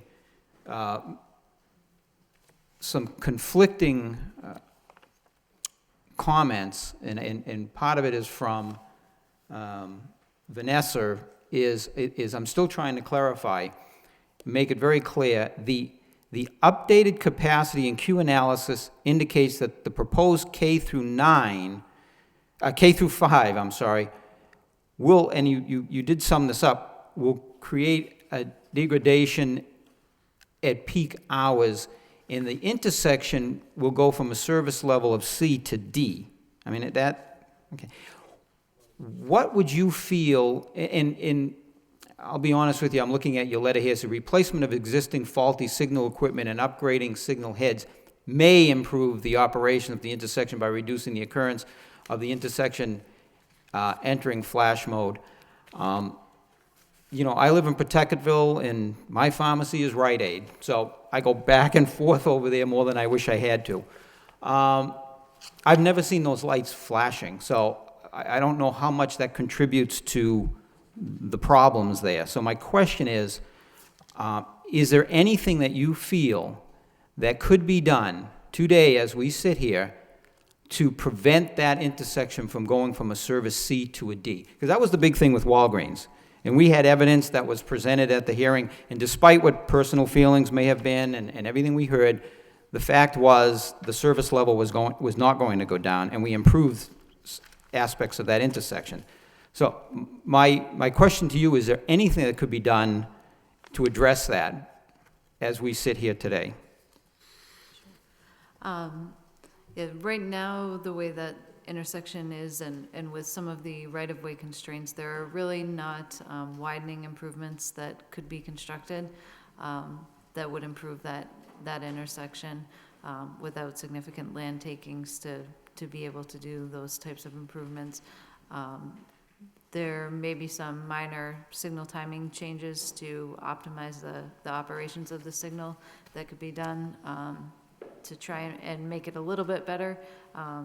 But that would be only talking about a few seconds of delay that you'd really improve by overall. I think the important thing is that, Jeffrey Dirk did already speak about the delay that's occurring because of traffic backups coming over the Rorick Bridge. And if they can fix that intersection downstream at the Pawtucket Boulevard and Rorick Bridge intersection, that will actually help to improve some of the gridlocking that's occurring because of cars backing up through the Wood Street and Middlesex Street intersection. What I was hoping for clarification from you, but despite that, as I read your letter, despite that, you're saying it's going to go from a C to a D. Is that correct? Correct. Okay. Yes, yep. Based on their analysis, they're showing that it will still go from a C to a D. And their analysis, they did two separate analyses. One is for travel time over the Rorick Bridge, which was using a simulation program that takes into account traffic backing from one intersection into the other. Their other type of analysis they did, which was based on a different program that doesn't use a simulation. That one looks at the individual intersection as if it's isolated, so it doesn't take into account queues that back up through an intersection. So it doesn't show you that benefit that would occur by having those improvements upstream in their analysis. Now, have you taken into account the effects of having a police officer at the intersection? Because, like I said, with all due respect to police officers, if you want to create a problem at an intersection, put a police officer there to control the traffic, and it backs everything up. So I'm just curious as to have you looked at that at all? Yeah, and what we typically do when we look at having a police officer at an intersection, we analyze it as if it's a signalized intersection. That's essentially how it operates. One of the unique things about this site, though, is that unlike typical intersections where you have traffic coming from all directions at all times, where all of the traffic from the school is going to be exiting at one time, that police officer is essentially there to facilitate all of the buses exiting at one time and then all of the parents exiting at one time. So they would be holding up traffic on Middlesex Street for that brief period of time where all of the parent traffic is coming out. And if they do see that queues get too long on Middlesex Street, they can stop the parent traffic, hold them on the site, and then allow Middlesex Street to clear out, so that you don't get those long queues that might potentially back up into the Wood Street intersection. Now, will they be able to view the intersection from where that first police officer will be? From the site entrance, yes, they would be able to. From where the exit is, no, they would not be able to see that far down to see the Wood Street intersection. But the police officer at the driveway would, at the entrance driveway, would be able to. Okay. Mr. Leides, if I could ask you a few questions here. Sure. Just as I try to understand the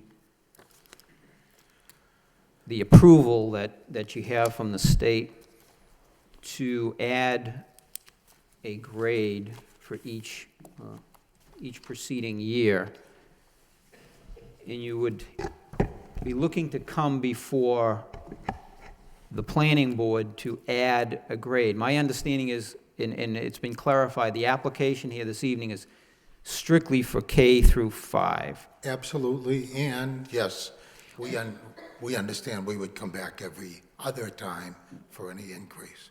How is this approval affected? Let's just say you came before, hypothetically, it gets approved and you build the K through 5, and you come before us for grade 6, and it's not approved. Does that affect the licensing? No. Okay. No. So you can still operate? Can still operate, number one. Number two, It's determined that it would have a detrimental impact and could not be built?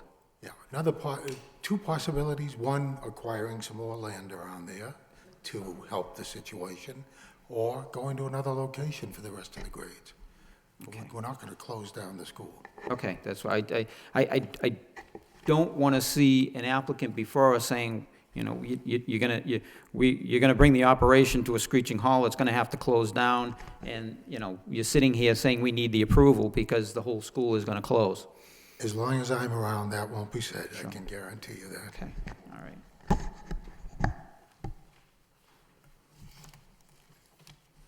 Now, we did receive correspondence from the fire department, police, and I believe you submitted something from Trinity Ambulance saying they were okay with the driveway lengths, and of course, it's increased from 16 to 18, which obviously I think is an improvement, no question about that. Absolutely.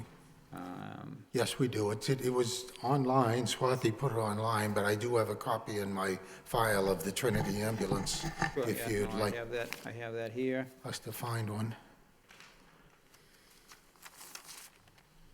Bear with me. I have all night, Mr. Fisher. Regarding we haven't talked about on the site plan regarding any pickup for trash dumpsters. Has that been affected by the change in the design, and where would that be, and how are deliveries going to be handled? You addressing that to me? Please, yeah, or if that would be best for, Mr. Hammer will come and, oh, there we go, okay. oh, there he is. I have to give him an opportunity That's to fine, speak yeah. tonight. Could you repeat the question? Regarding the site plan, if you could point out where the dumpster will be located, or how the trash will be removed, if that's been changed with any of the planned, and also any deliveries to the facility from vendors, how will that be handled?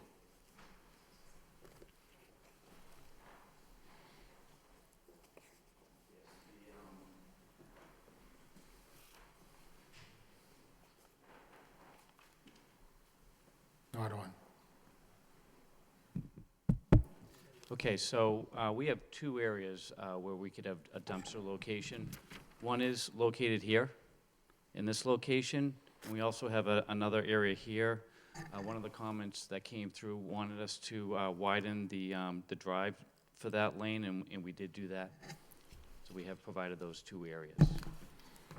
And now do you have the screening in there? I mean, I don't see that in the plan though, right? Yes, there will be screened. There's They're screening in in the site plans, and I have copies of that for you. Now, where will trucks bringing deliveries, where will they be? So there's three places where you could have a delivery, potentially. One is here, where there's going to be a full loading dock scenario. One is here in the front entrance of the building, and one is on this side, if necessary, without a loading dock. Will the deliveries be between normal business hours, or how will the deliveries be handled? It will be off the peak morning and the afternoon, so it would be during the day, or before the school starts, or late in the evening after the school's not operational, which is around 5 o'clock in the afternoon. Okay, okay. Those operation methods were also described in the school narrative, the operations narrative as well, which talked to deliveries. Okay, all right. All right, thank you. You're welcome. Now, Eric, Mr. Eby, if you could, and I don't know if even Tech would, Ms. Brown would want to chime in on this as well, but I know in the Rourke Bridge, Wood Street corridor study, and I'm actually the planning board representative on that advisory committee, but I know there is some short-term mitigation that has been presented by Tech, I believe, relative to intersections feeding that area. And I just, if you could speak to that, and was that incorporated, and I guess I'm now addressing that to Tech, Ms. Brown, was that incorporated into any of Tech's numbers? But if you could just Yeah, speak just to for a that. sec. On that, the NEMCOG study, Tech is a consultant on it, but they're on the bridge, the structured portion of the project. VHB, a different consultant, is doing the traffic portion of it. Okay. But VHB has identified several short-term mitigation measures at various intersections in the corridor. All those short-term improvements at Wood Street and Middlesex Street were implemented by the Walgreens proponent. The only things left there is just replace some faulty equipment that Walgreens wasn't responsible for. At the north end of the bridge, at the Pawtucket Boulevard intersection, they've also identified the signal detection not working, which is what we've been discussing with the new video equipment, as well as the controller being faulty, and that's the other thing that has been identified as a replacement. So those short-term improvements have also been identified and are planned to be implemented. Was there anything else that would affect positive or negative one way? I'm hoping it would be in a positive way as what anything that was being presented. Was there anything else in the plan? I know you're in the working group, but at those two intersections, there is minor things like handicap ramps at the intersections, pedestrian buttons, a crosswalk up at Pawtucket Boulevard intersection. There is no crosswalk today, but there should be to make it ADA compliant. But as far as traffic improvements go for vehicular traffic, they identified those improvements, and that's what's been committed to already. Okay, all right, thank you. And I know we did receive a correspondence from the city's environmental officer regarding the status of the site. There's apparently additional studies that have to be done at the particular site. Obviously, Council, I'm assuming you're, based on whatever comes out of that, you're certainly going to have to comply, because at least preliminarily, it appears to be some concern, and there would be, again, the recommendation was prior to permitting occupancy of the building for the school, the AUL must be revised, recorded at the Registry of Deeds, and copy of the recorded AUL should be submitted to the city. But I know there was some concerns relative to the environmental issues. If you could speak a little to that, I would appreciate it. I can. First of all, of course, the law won't even let it happen, as you know, until it's clear, it's clarified. We have Craig, the gentleman who made the report for us here.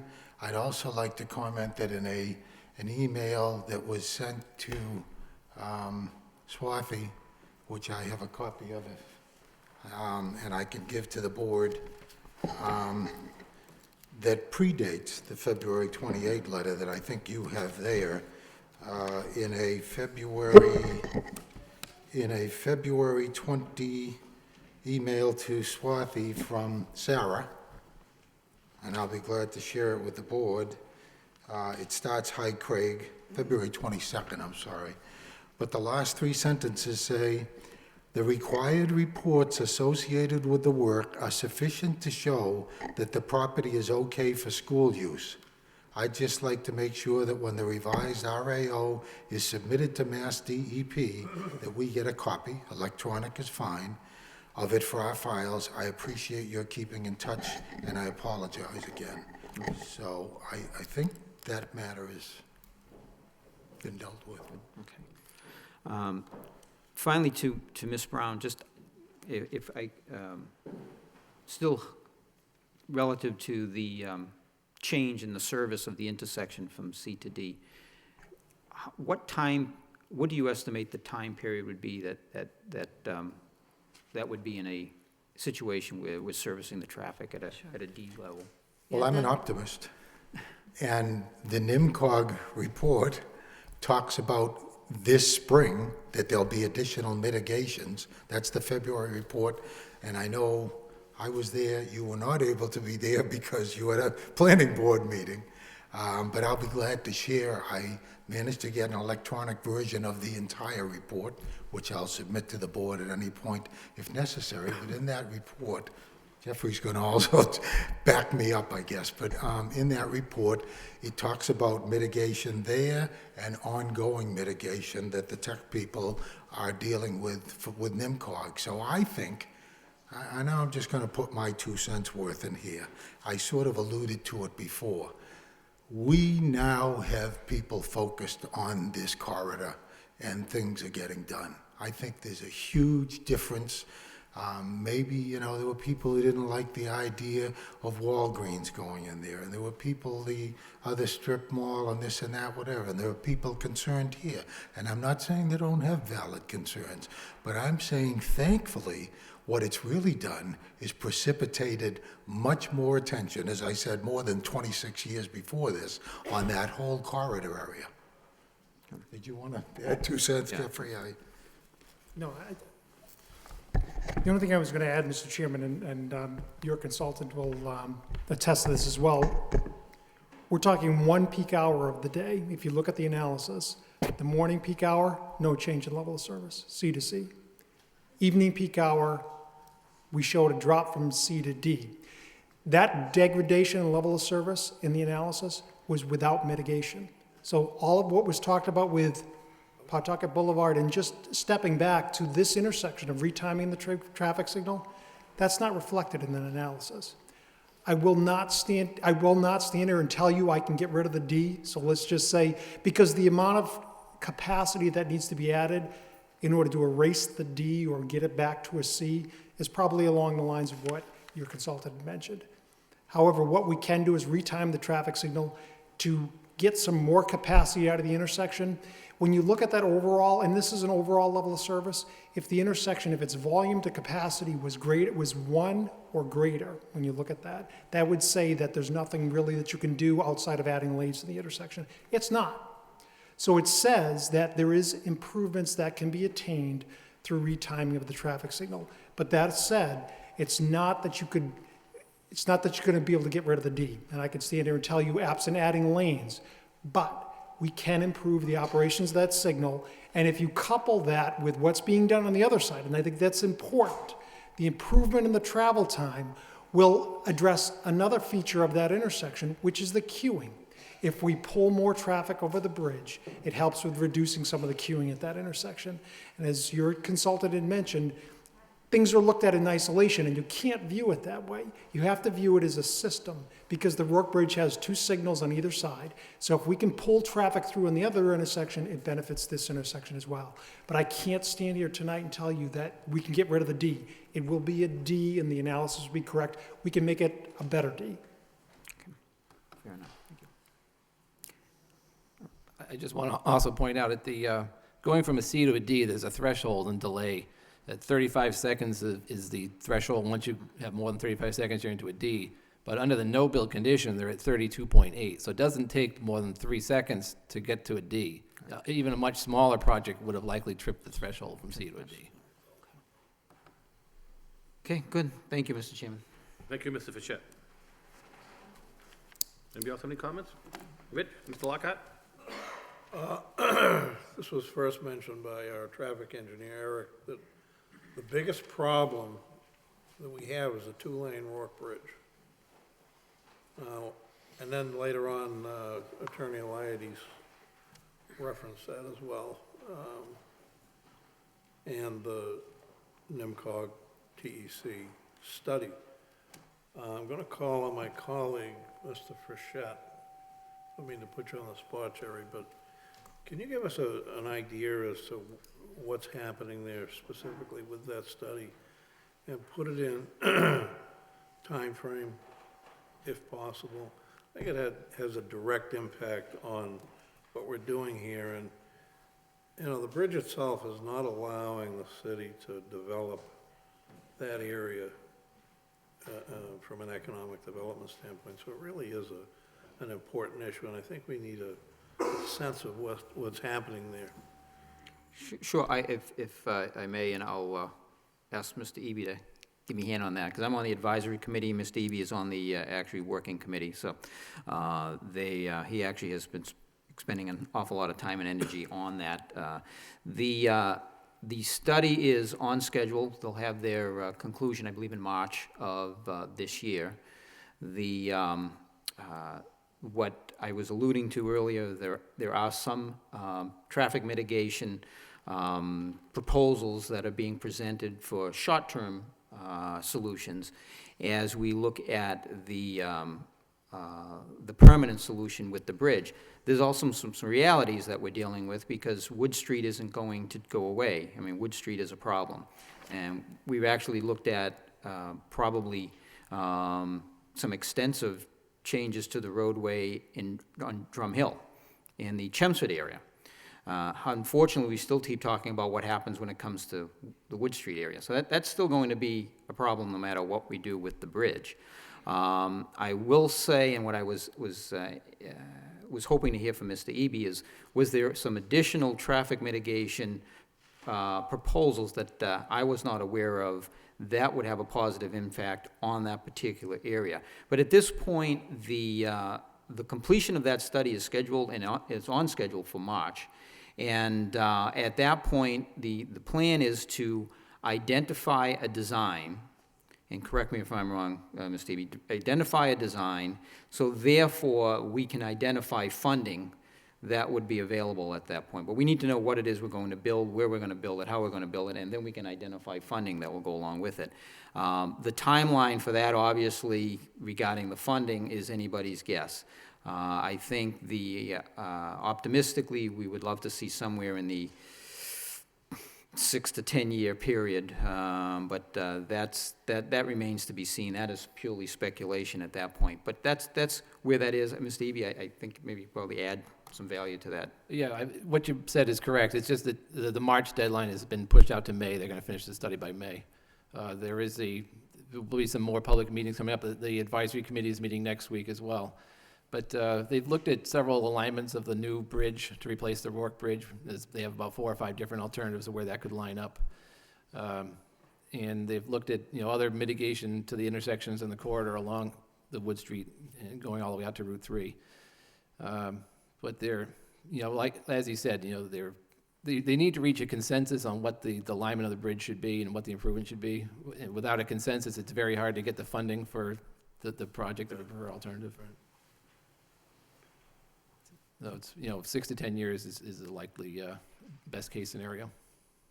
Okay, it's really time to stop joking about the temporary bridge and really concentrate on it so we can bring good projects like this to fruition a lot easier than going through steps that we are.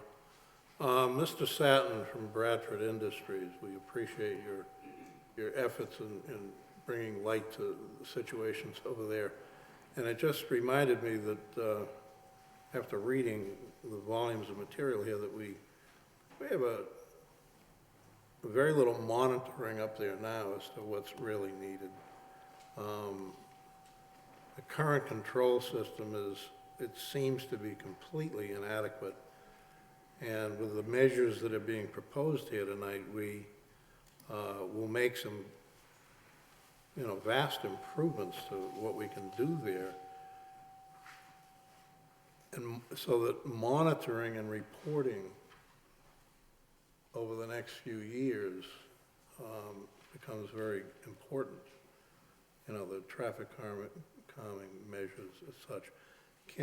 Jeffrey, can you talk a little bit about the monitoring and reporting in detail and what you can provide, how frequent you can provide it, so that to give us a sense of, that we are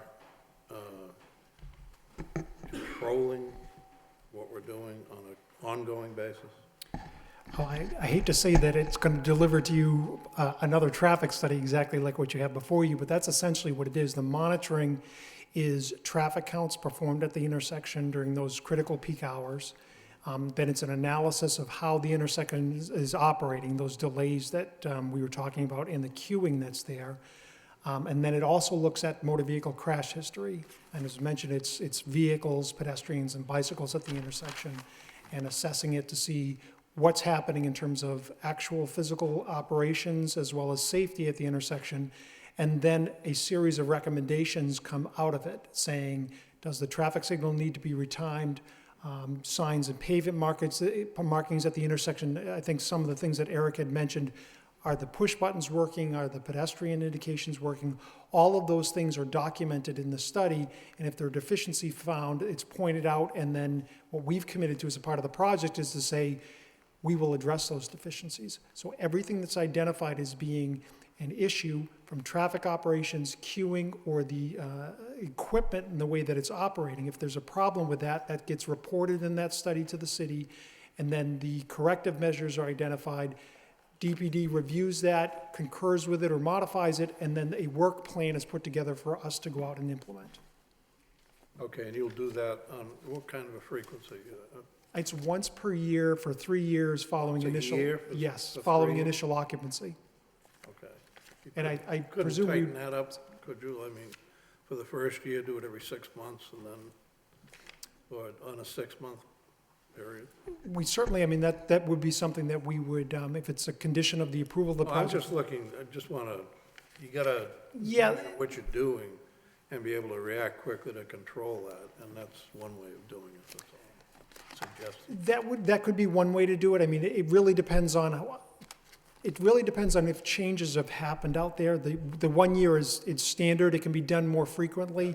And it may be something that maybe it's at the discretion of DPD, where they know if there's something happening out there, if there's a major project, or if something is happening that they feel is affecting that intersection, then maybe it's something that at that point we can be requested to go out there. Maybe it's 6 months, it's a year or 6 months, depending on DPD and their schedule or their request for us to look at it.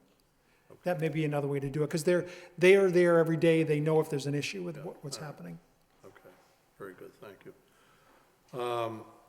Finally, I just want to, the sidewalk improvements and reconstruction were brought up several times, and I think it was Carol McCarthy who brought up the point that, safety is first, that's the number one priority, and certainly sidewalk improvements in that area are going to be critical to pedestrian traffic, whether they're on bicycles or walking.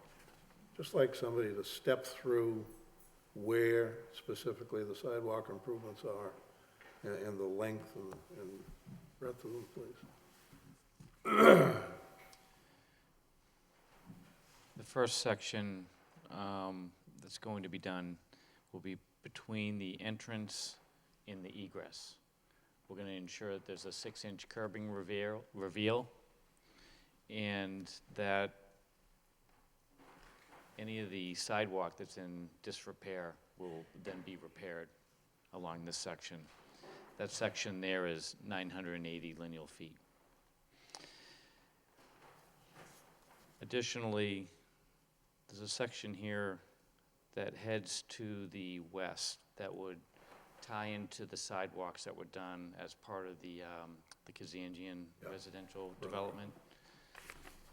That section there would be a new sidewalk that's 120 lineal feet in length. And also, from the intersection of Dingwell here to the crosswalk will be repaired.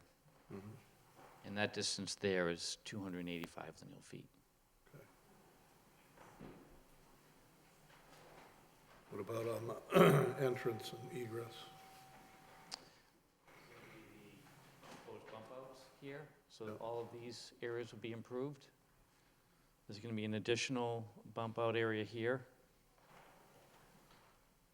and another one here to ensure that the site distance is accommodated for, as well as a full upgrade and bump out here to the entrance.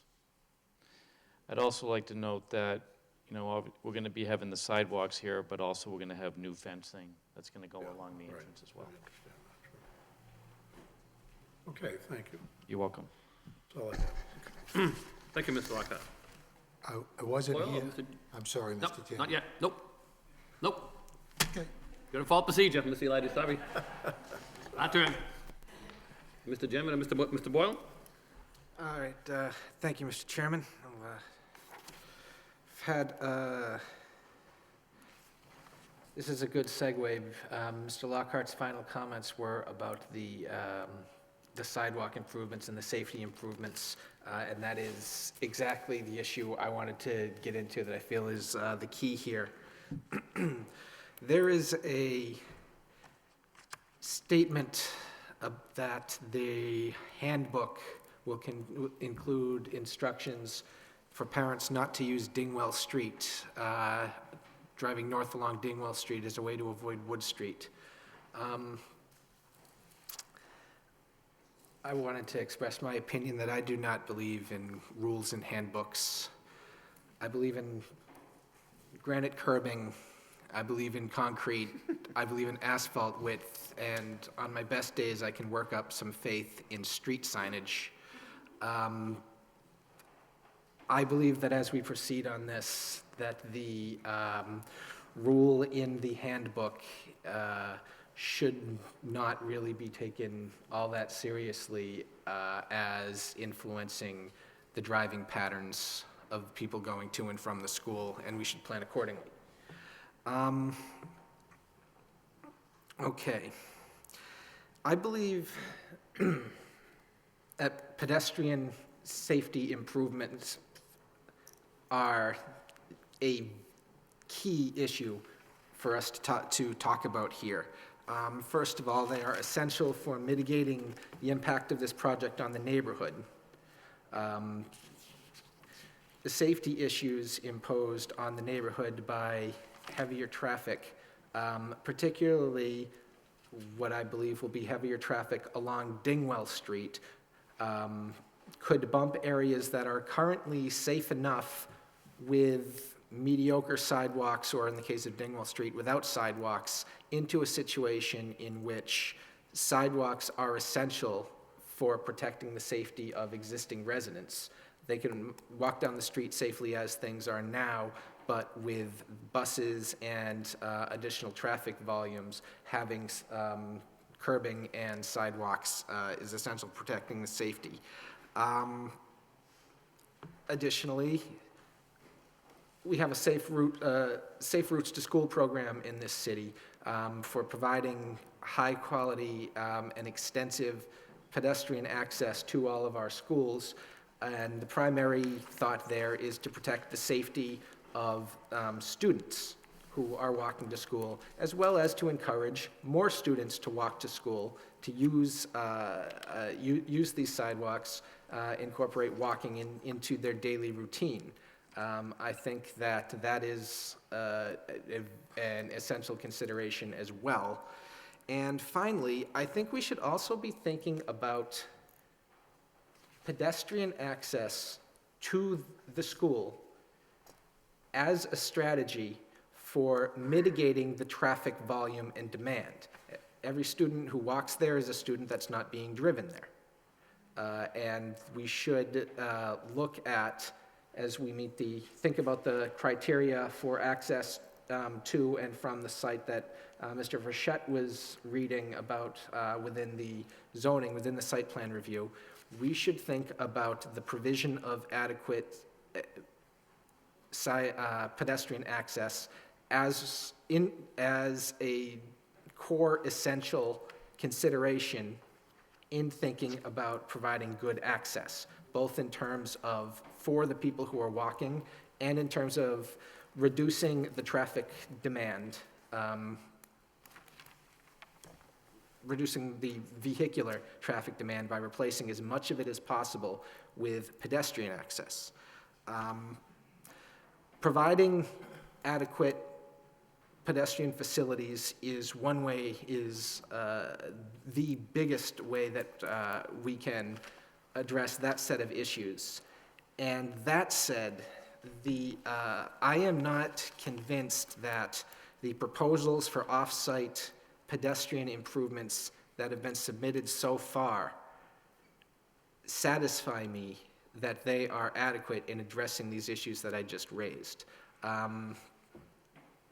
Mr. Evie, I'll ask you, although with 3 traffic engineers in the room, I'm not exactly sure which one is, which one of you is the best to provide answers to any particular question. So I'll address everything to you, and if you want to point to either of the consultants, I'd appreciate it. First of all, the south side of Middlesex Street. The condition, they're proposing improvements from Dingwell to the entrance / pedestrian crossing. What about from that entrance to Wood Street? What is the condition of the sidewalk along that length? I consider that length as an approach to the school to be important, and I don't want to see that left behind. Does that require improvements? I haven't inspected it myself. Maybe Rebecca or the proponents' engineers have taken a look at that section of the sidewalk. Rebecca, did you look at that? We did do a general inventory of sidewalks in that area. We didn't pay close attention to the sidewalk on the south side between Wood Street and the entrance, only because there is a sidewalk along the northerly side. Okay. And I think it would be better to have kids walking along that sidewalk and then crossing at the signal with Wood Street so that they could actually cross where there is a pedestrian phase for them, rather than trying to cross where there isn't any pedestrian lights or anything provided to help them across the roadway. But they can cross up at Wood Street, and then there are sidewalks at Wood Street for them to continue. Okay, so the pedestrian crossing at the entrance, where are students where are we assuming that students who are using that pedestrian crossing are coming from if they're not coming down Wood Street from the east? My understanding is that they would be coming from Dingwell Street and some of the other streets that are located along the southerly side of the roadway. Okay, from from the streets along that project from Middlesex Street heading south. Most of those are dead ends, but Dingwell is the through street. And so students coming up from Dingwell Street and that little looped side street off of it, as well as potentially students who are coming up from Princeton Boulevard. Okay. All right, you consider that to be a significant part of the pedestrian route to the school, up Dingwell Street to the south side, and thence to the entrance. That's why that's why we are recommending those sidewalk improvements from Dingwell Street to the entrance.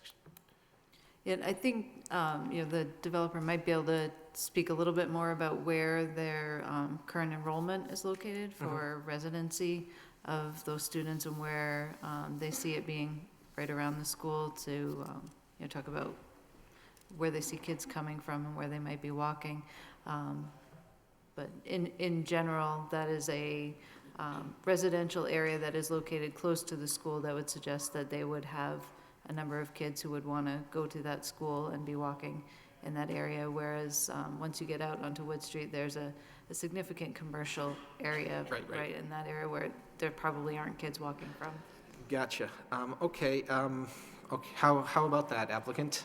Did you look at where these pedestrians are coming from?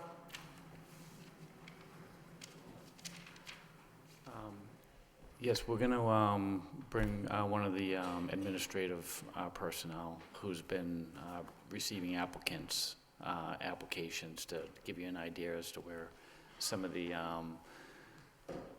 walkers would be coming from. Okay.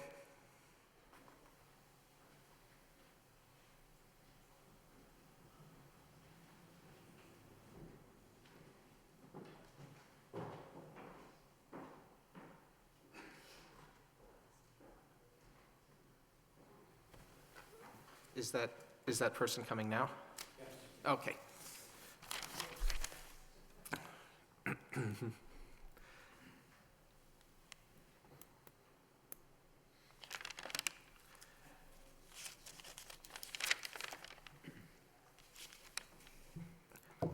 Okay, while we're waiting for that, another question I had was about students walking from the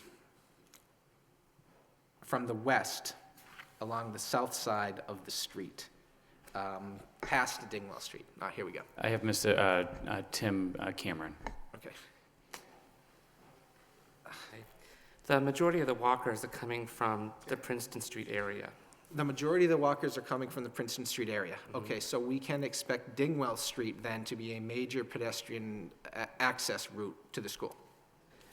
Wood Street and Dingwell, I would assume. Wood Street and Dingwell Street. Okay, Wood Street, of course, has wide, probably 6-foot wide concrete sidewalk along that Market Basket parking lot, whereas Dingwell Street currently has no sidewalk. All right. Okay, what about coming from the direction of Chelmsford, either on the north side or south side of the street? Do you expect there to be a significant number of students walking along that route? There are a few coming from the apartment buildings. From the apartment buildings that are along the north side of Middlesex? Both. Both sides. Right across from the entrance to the property. Uh-huh. And the ones right at the entrance to the property. Okay. Okay, but again, that's before Dingwell Street, if I'm remembering correctly. Yes. Okay. All right.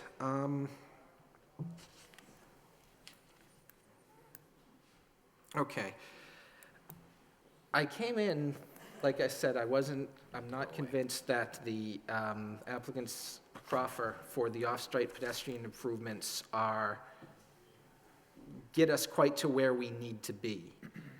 I felt that improvements along the south side of the street, from Wood to the project entrance, from Dingwell Street out to the city line, and along Dingwell Street itself, could well be necessary in order to accomplish the things I was talking about earlier.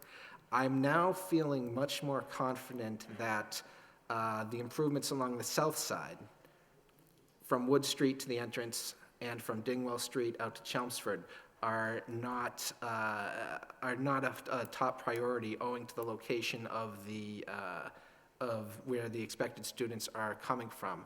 On the other hand, I'm feeling more confident than ever that Dingwell Street needs to be treated as a top priority for pedestrian access, both because of for the safety and convenience of the students accessing the school, but also as necessary mitigation upon the neighborhood, because it really does sound like that is the street that will be seeing the greatest potential safety issues, speeding issues, and increase in volume. And it's a street without any sidewalks at all. That's my thought for the board. When we get to a later point, we can talk about these off-site improvements and their adequacy, I hope. Okay, another question, getting more directly to traffic engineering. The biggest thing that jumped out at me on the vehicle queue summary wasn't the places where it went from a C to a D, a B to a C. Those represent relatively small changes. But there are two movements that are projected to go from existing to the 2017 build-out situation that go from a C to an E. On a busy major thoroughfare like this, a level of service D is really not much of a nightmare. An E is a problem. The two movements in particular are northbound on Wood Street, the left turn / through movement, and the right turn / through movement. I'm trying to understand why that gets so much worse. What's blocking that? What's interfering with those movements? Is it the queue of vehicles backed up going over the bridge, or is it vehicles blocking the intersection that are moving east-west? Well, on the first one, the northbound left through, it's because the project is adding, I think it's about 30 left turns to that movement. It's approximately doubling the number of left turns on that movement. Okay. And those left turns all have to be made, they have to wait for a gap in oncoming traffic to make the left turn. So that's why that delay can increase. I'm not sure why the through right movement increases so much in delay, but perhaps Jeffrey could address that one.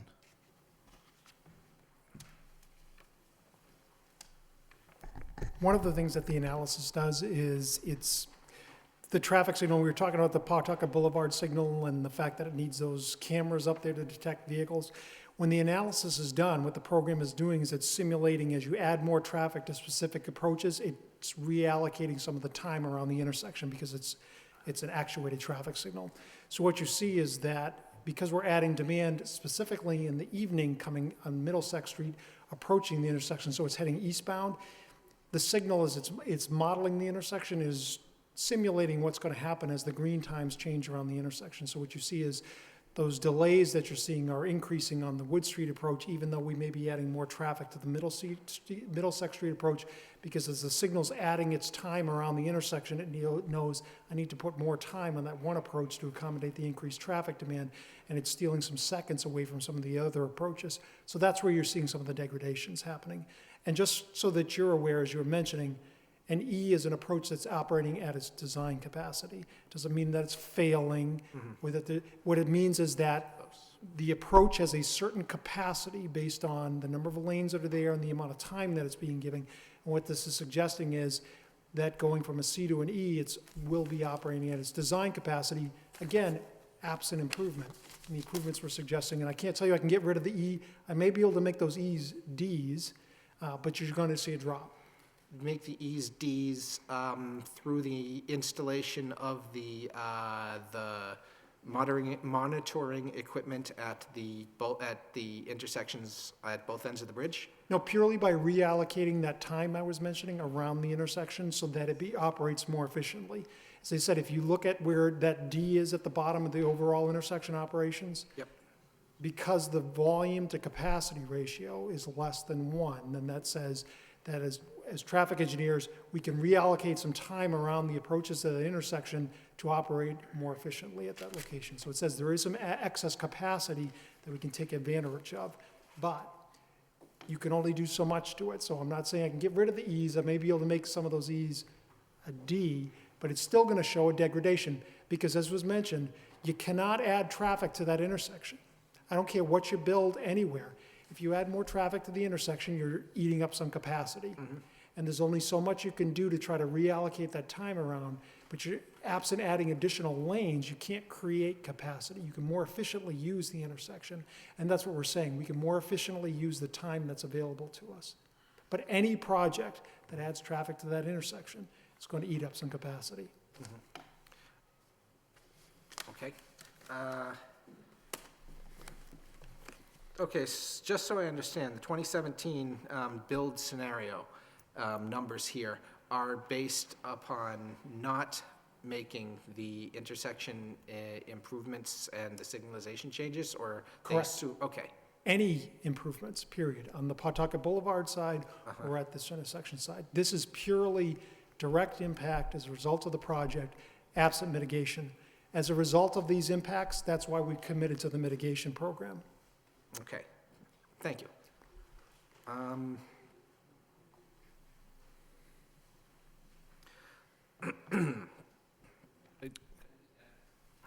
I just want to clarify this, maybe Jeffrey can help me on this, but I think these levels of service here are shown assuming that there's no outside influences to these intersections. I think they're probably operating worse than they are shown in the tables because of the effect of the queuing on the bridge. If we can get rid of the queuing on the bridge, then we can bring them to what we're showing in the table here. I just want to clarify that and make sure that's understood. That The 2012 existing conditions do not take into account the backup on the bridge heading north? in this table, the level of service, I don't believe they do. I believe this is an isolated intersection analysis. It's when you go to the simulated, the other analysis that they have, that's when it takes into account the effect of the two signals. What's shown in these tables here does not. Okay. Okay, thank you.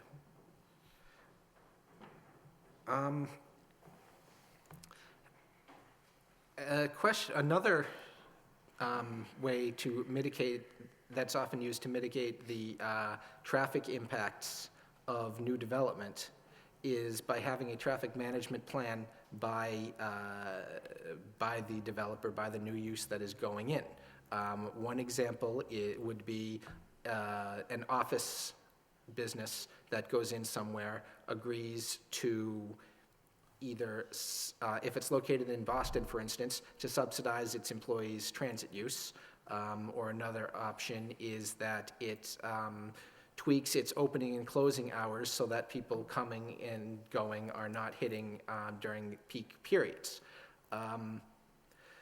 There is going to be a set number of students attending this school. Where those students live is going to influence whether they're going to be walkers or whether they're going to be driven by their parents and contribute to the traffic backup.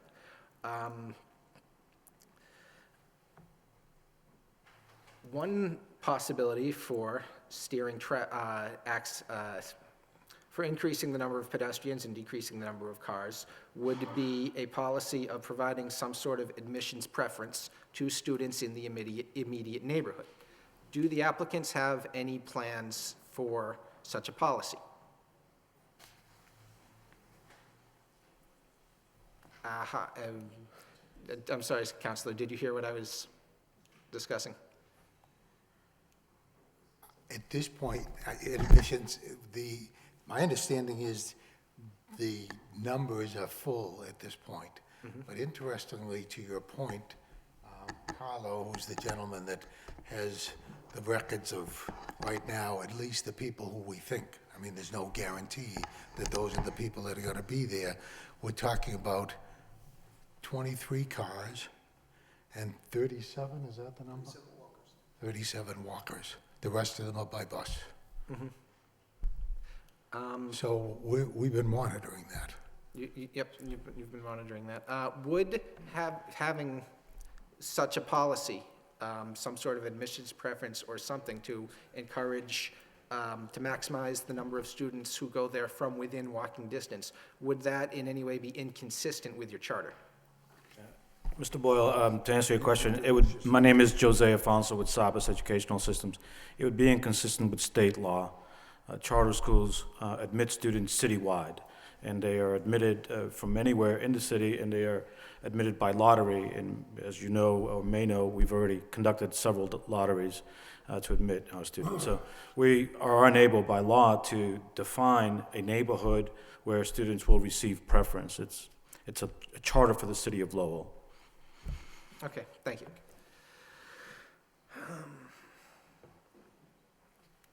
All right.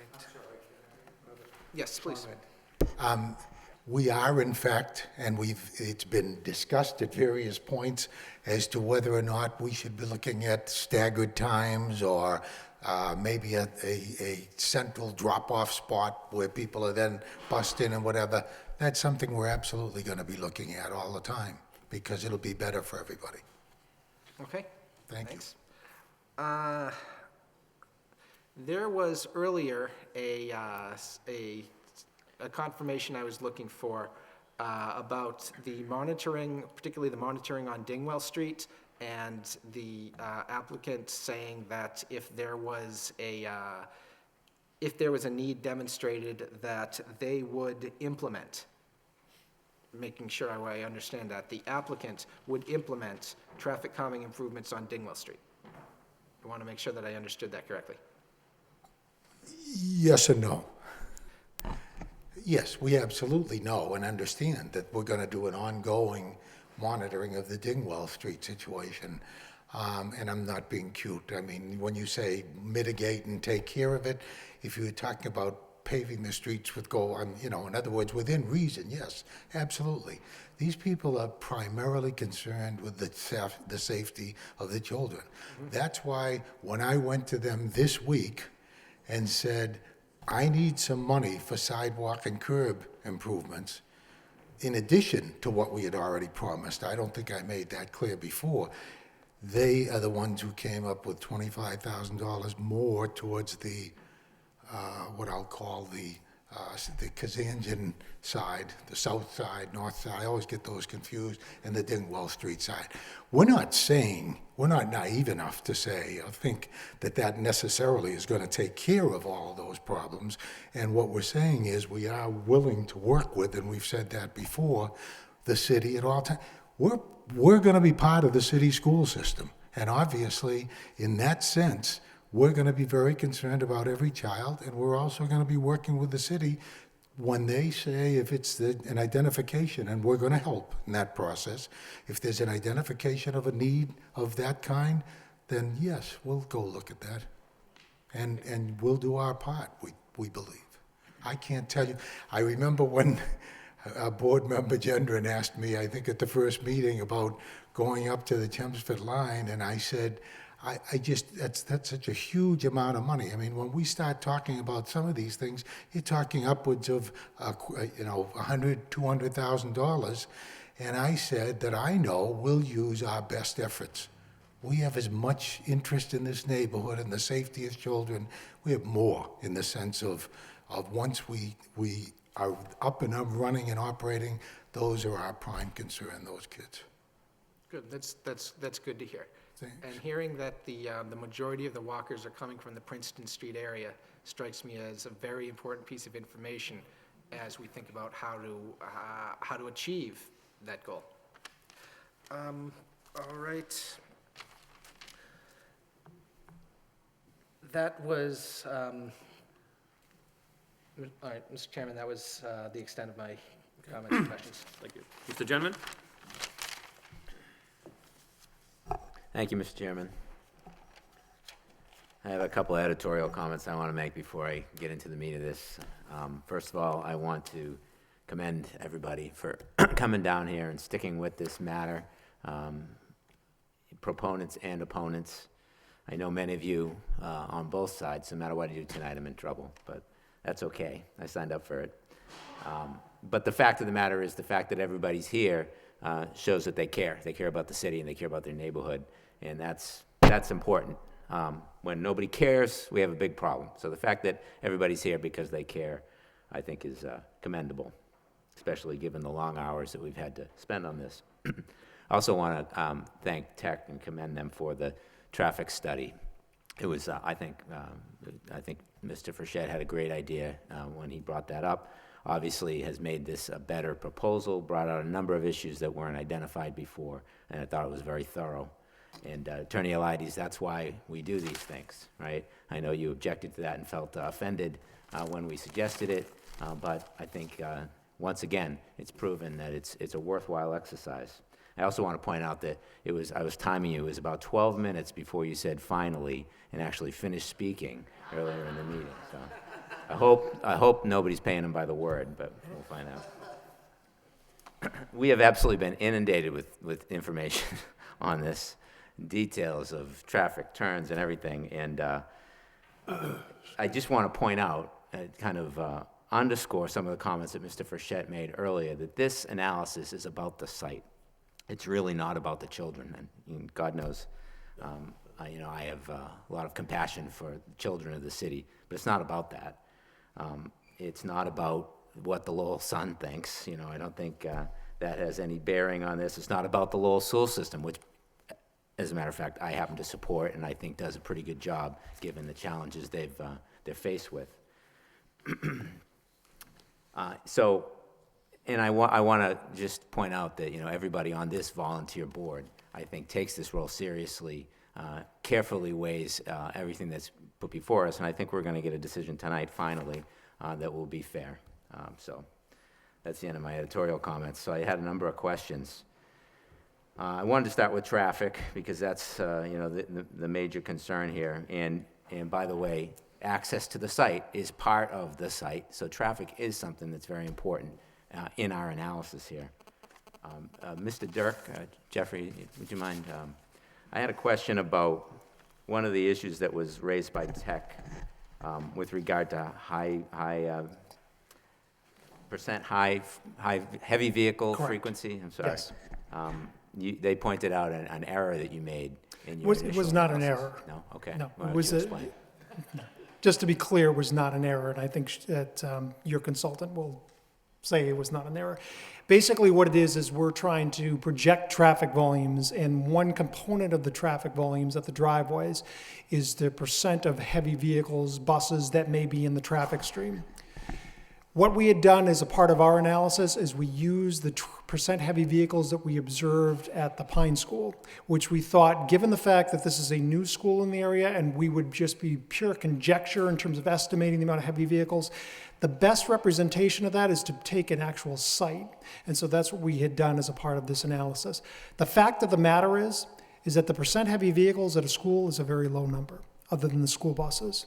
So even some minor variations in those numbers would not affect the analysis. So it's our professional opinion, and my professional opinion, that the use of observations at an existing school is something that is representative and can be used to gauge what the potential impacts of heavy vehicles in the traffic stream would be.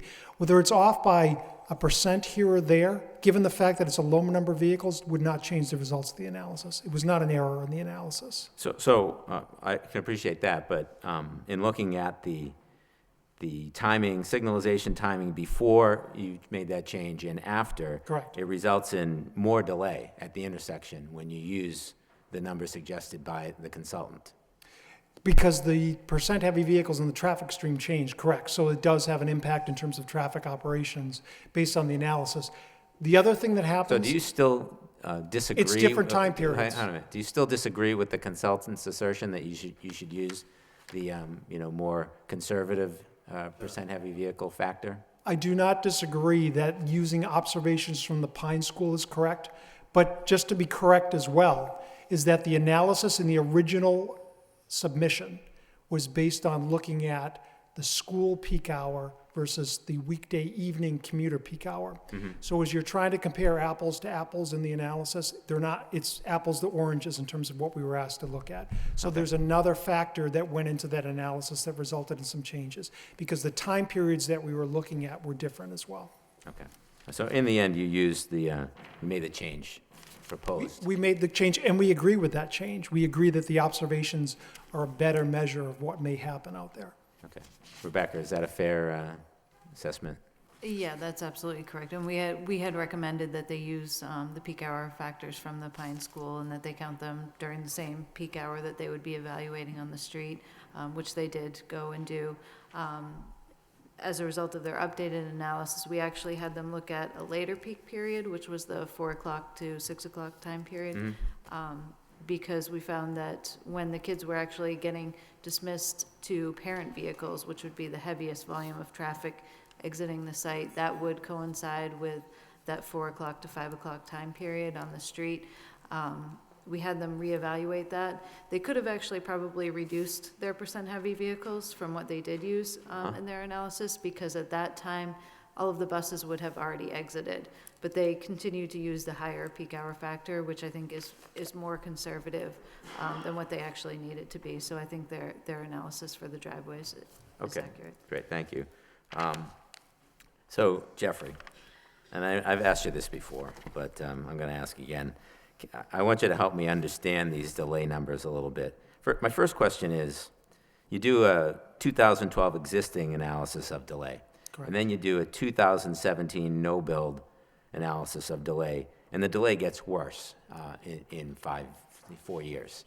And is that just because you're anticipating more volume of traffic over the 4-year period? Yeah, when we go from the existing to the no-build condition includes general traffic growth in the area, which we either used a 0.5% or a 1% growth rates compounded annually, just like interest in a checking account, let's say. Yeah. So there's just general traffic growth as a result of projects in the city and in the surrounding communities that may add traffic to that intersection. Yeah.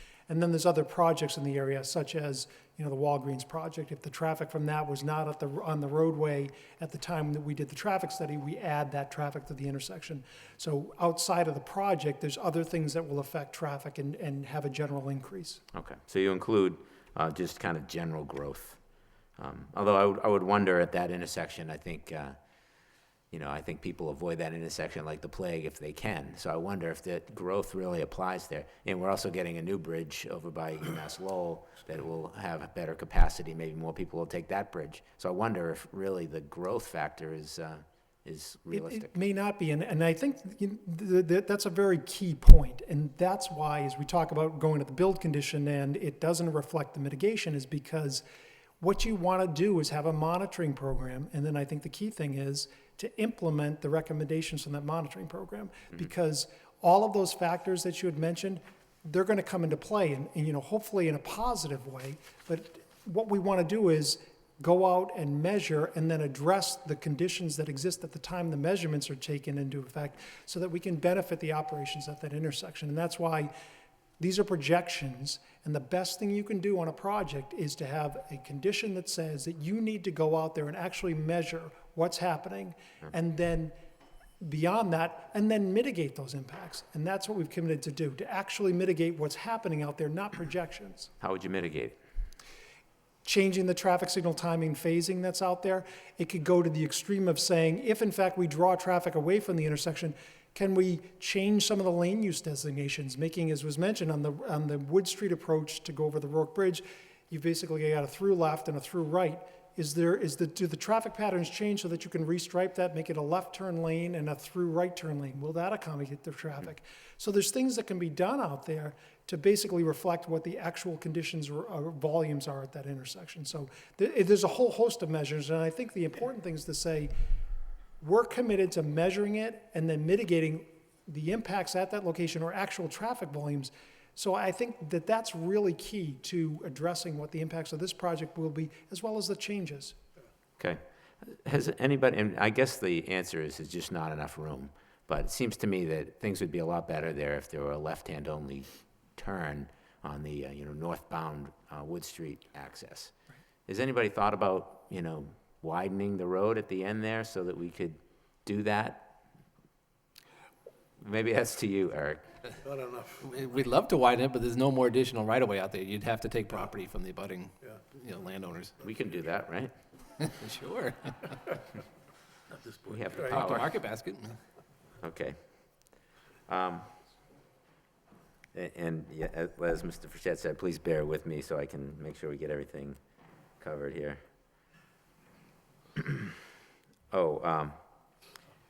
So the delay, the projected delay in 2017 with the K through 5 in there is average on, I'm talking, northbound weekday evening on Wood Street is 41.7% average. 41.7 seconds average. And that compares to the no build, which is 32.8. So it's about a 9-second difference between the no build and the build. Correct. Now, if I'm sitting on Wood Street, just came through that intersection at Princeton Boulevard, and there's 20 cars in front of me, which is about right, and there's 9-second delay for each car, does that mean that my wait is going to be 180 seconds longer, 3 minutes longer? No. Is there any formula that can tell me what the impact on my wait will be? Well, I think the key thing to look at is look at the queuing. So compare the queuing that's shown under both conditions, because that's an average delay. Yeah. So some vehicles are going to wait a little bit longer, some are going to wait a little bit less. But on average, it's about 9 seconds, as you're saying, in terms of the additional delay cumulative over the course of that hour that's there. Okay. Well, if it's the average delay for each car, some wait more, some wait less, wouldn't it be fair to say that the average increase to my wait is going to be 3 minutes? It's not a straight line correlation. Unfortunately, it's not that simple. Okay. All right. Rebecca, do you have anything to add to that? Is there any way I can figure out? I want to know, how much longer am I going to have to wait? If I'm coming from Route 3 and I get off at Drum Hill and I go through that corridor to get across the bridge, which I've done many times, how much longer am I going to have to wait with this build in there? I think what you can look at is their sim traffic analysis results, which shows travel time. Mm-hmm. So that shows you your average travel time that you would spend going northbound across the bridge. Mm-hmm. That really shows you what it would be like with and without the project. And really what they did was existing, and then with mitigation, what that would look like, which shows a substantial. This is like a simulator? Yeah, that's a Sim traffic? simulation, so that actually takes into account the queues that build between the two So intersections. have we done that? Have we run that simulation? We did with the improvements, and it shows that there is an improvement in the travel time going over the bridge, so there's a reduction in your wait time. So if you're going on Wood Street and you're trying to make it over the bridge, we're saying that there's going to be a reduction in the amount of time it takes you to travel from point A to point B, essentially you get over the bridge. So that's the key thing, as we were talking about with the mitigation, is that with the improvements down at Pawtucket Boulevard, and you combine that with retiming of the traffic signal, that analysis is saying, as you said, on average, you're going to have 9 seconds of increased delay.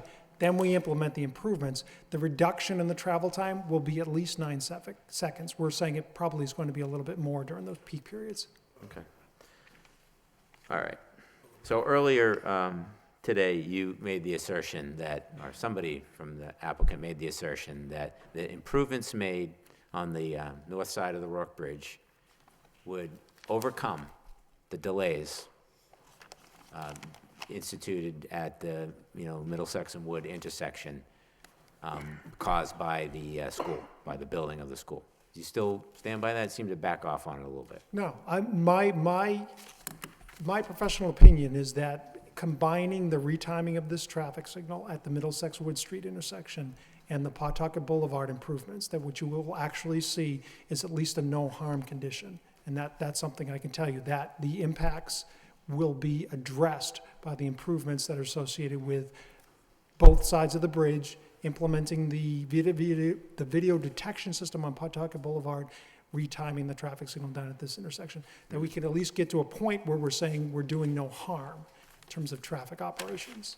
Rebecca, what do you think? Do you think that the changes, the positive changes that we make to the signalization and whatever can overcome the impact of the development? Yeah, and I think that Eric alluded to it, and he put it pretty well when he was saying that right now, the operations of the intersection are probably a lot worse than what's actually shown in their table, because there are backups that occur from the Rourke Bridge that go through the intersection that cause much greater delay. The analysis that they did assumes that that intersection is operating in isolation, so it doesn't take into account those cues. The mitigation that they're proposing for the Pawtucket and Rourke intersection will get rid of a lot of those cues so that it won't be backing up through the intersection anymore, and will bring that intersection back to the operations that are shown in the table. So it will actually be operating much more similarly to what's shown in the table by doing those improvements. So yes, I think it will have a huge benefit. And in that intersection. overcome the Absolutely. building. Eric, what do you think? Will the improvements made to the corridor, signalization in the corridor, overcome the impact of the building of the school? Yes. Well, would you like me to expand on that? I could, but. Go ahead, expand. I got all night. took the simulation runs that Jeffrey had done, and I also did some myself just to double check and projected them out several more years as well, and ran it with existing timings and optimized timings, and it does make a substantial difference in getting the traffic across the bridge and reducing those delays on the queues on the bridge, and improving it has a substantial reduction in travel time across the bridge.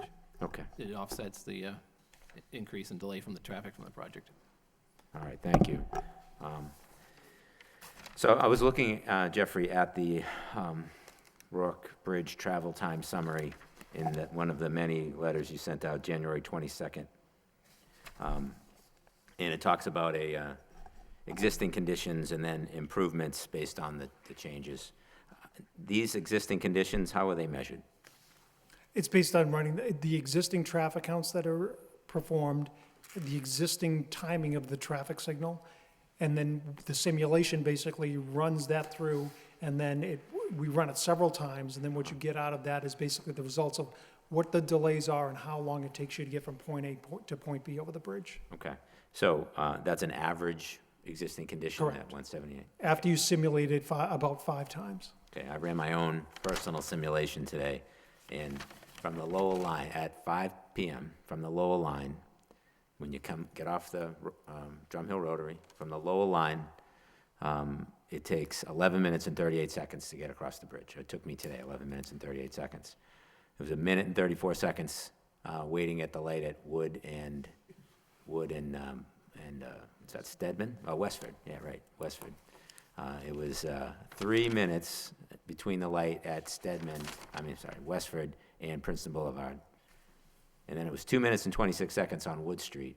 And then 4 minutes and 36 seconds getting over the bridge, which is 278 seconds, quite a bit more than your existing condition. But I guess Because it's just from one side of the bridge to the other side of the bridge. and it's an average. The 178 is an average. It doesn't take you from the Lowell line or through all those No, intersections. but even basically. just on the bridge, took me 4 minutes and 36 seconds, which is 278 seconds, and you have 178.5 to do that stretch. At the time that we did the traffic counts, yes. If I went out there tomorrow and measured it, I'd probably come up with something else. If I went out there 2 months from now, I'd probably come up with But something you're telling me else. that's an average, 178 is an average. It's an average based Over on time. existing conditions at the time that we did the traffic counts as a part of the study, which I believe was in June, if I'm remembering right, it was June of last year. But you're not making that measurement at peak times. Oh, yes, it is. That's during peak So it's an times. average of peak times? During the peak weekday morning, weekday evening, and that's what. Sounds what kind we're of light showing to there. me, to be honest with you, because if you told me that 178.5 was an average, maybe throughout the day, that I could understand that, but I got today. Travel didn't seem time- like an abnormal day. Yeah. Well, travel times over the- 278 seconds. Travel times anywhere in the city are going to vary daily, monthly, anytime. If we go out and do the traffic counts, it's going to be a little bit different, and the travel time's going to be different depending on what the conditions are in the area and what may be happening. So that's why you run the model several times, and you get the results out of it. That's the purpose of running it, several simulations to account for all of that. All right, well, I mean, you're talking about 100 seconds difference. That's, a minute and 40 seconds difference I think- today. Now, hold on a Yeah. minute. A minute and 40 seconds difference today. And, today didn't seem like any different than most days on that bridge. So I have a hard time believing that the existing condition at peak times is, what you're saying here. It's kind of not even aside from the point. I'm just trying to examine your baseline here and see how you came up with that. It seems it doesn't seem to jibe to me. Well, the key thing in this, as you look at it, is what is the net difference? Because the net difference is going to be the same. Yeah. Whether I start with the net difference in travel time that you experienced today, and I compare that to the net difference after we implement the improvements, what the key measure that we're looking at is the net difference. Right. Because all I'm doing is, as you imagine, I'm just like water in a tub, I'm just raising the water, but I'm measuring the net difference for when I open that drain. You're saying So- that difference will be proproportional. Correct. The to difference would be uh, proportional. To whatever time Correct. it takes your travel. All right, I guess I can accept that.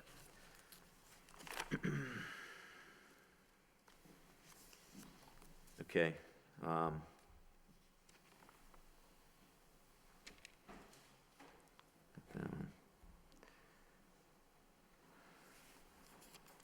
So, since, as I pointed out, this truly is a corridor that has an issue here, right? So I'm shocked to find out that we have that light on Wood and Middlesex shorting out from time to time and going flashing at the most difficult intersection in the city, one of the most difficult intersections in the state, and we're letting that thing short out? I mean, I'm shocked to find out that we've never discovered this monitoring system that could have helped us all along, for $25K, which is a lot of money, but, to solve the problem, it would have been worth it. I'm shocked to find out that the lights are shorting out, and I'm happy to hear that we're addressing those, but it leads me to wonder, what about the intersection of Princeton and Wood Street? And what about the intersection of Wood Street and Westford Street? Have we looked at those, and are there things we can do, the signalization there, to help the situation? Yes, there are, as part of the Wood Street, Drum Hill Road corridor study that NEMCOG is undertaking, they've identified improvements that could be made at those intersections as well. Again, video detection, signal timings, things like that, the signal equipment, green arrows, items that are missing, they're not up to standards, they're not up to current standards at those locations as well. And,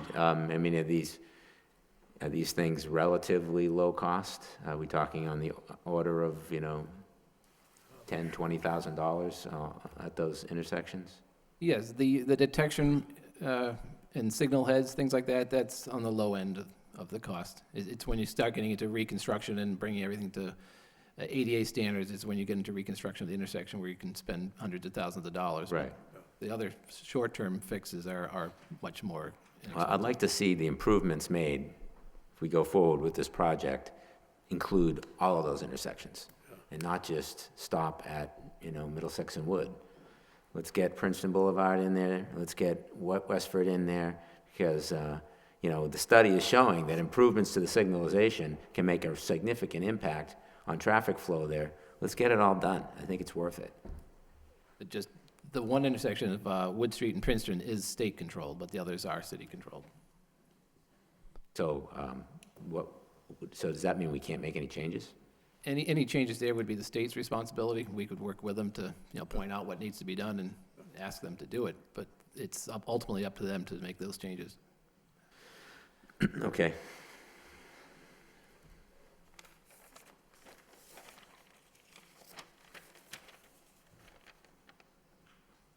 Excuse me one second.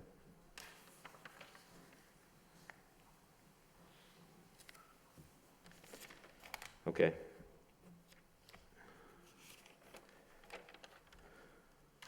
One of the suggestions that were made, and Attorney Leidy's alluded to it, was pickup stations, places where you could remotely drop off and pick up students.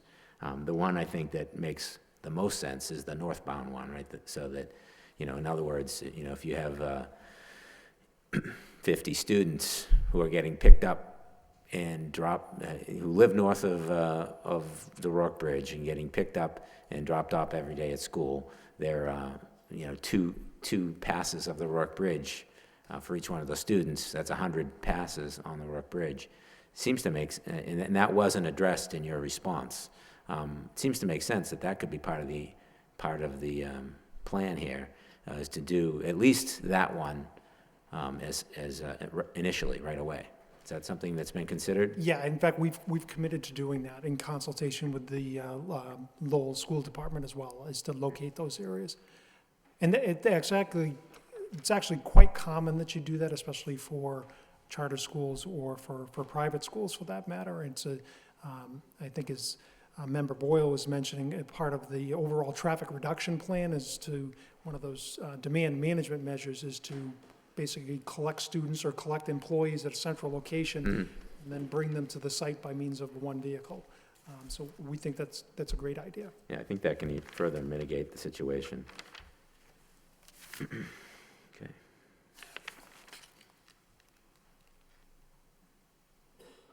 Okay, and I also have the same question that Mr. Boyle had about monitoring and improving. You've committed to do this long-term study and monitoring of the intersections to see the actual impacts of the school on the traffic. Yes. And we'll work with the city to take action if we find out it's different or worse than what we anticipated, including Dingwell Street. Yeah, I think that's the key thing, and we reiterated that in our last response to comments, is to say it's not only measure, but it's mitigate. It's to physically design and construct. Mm.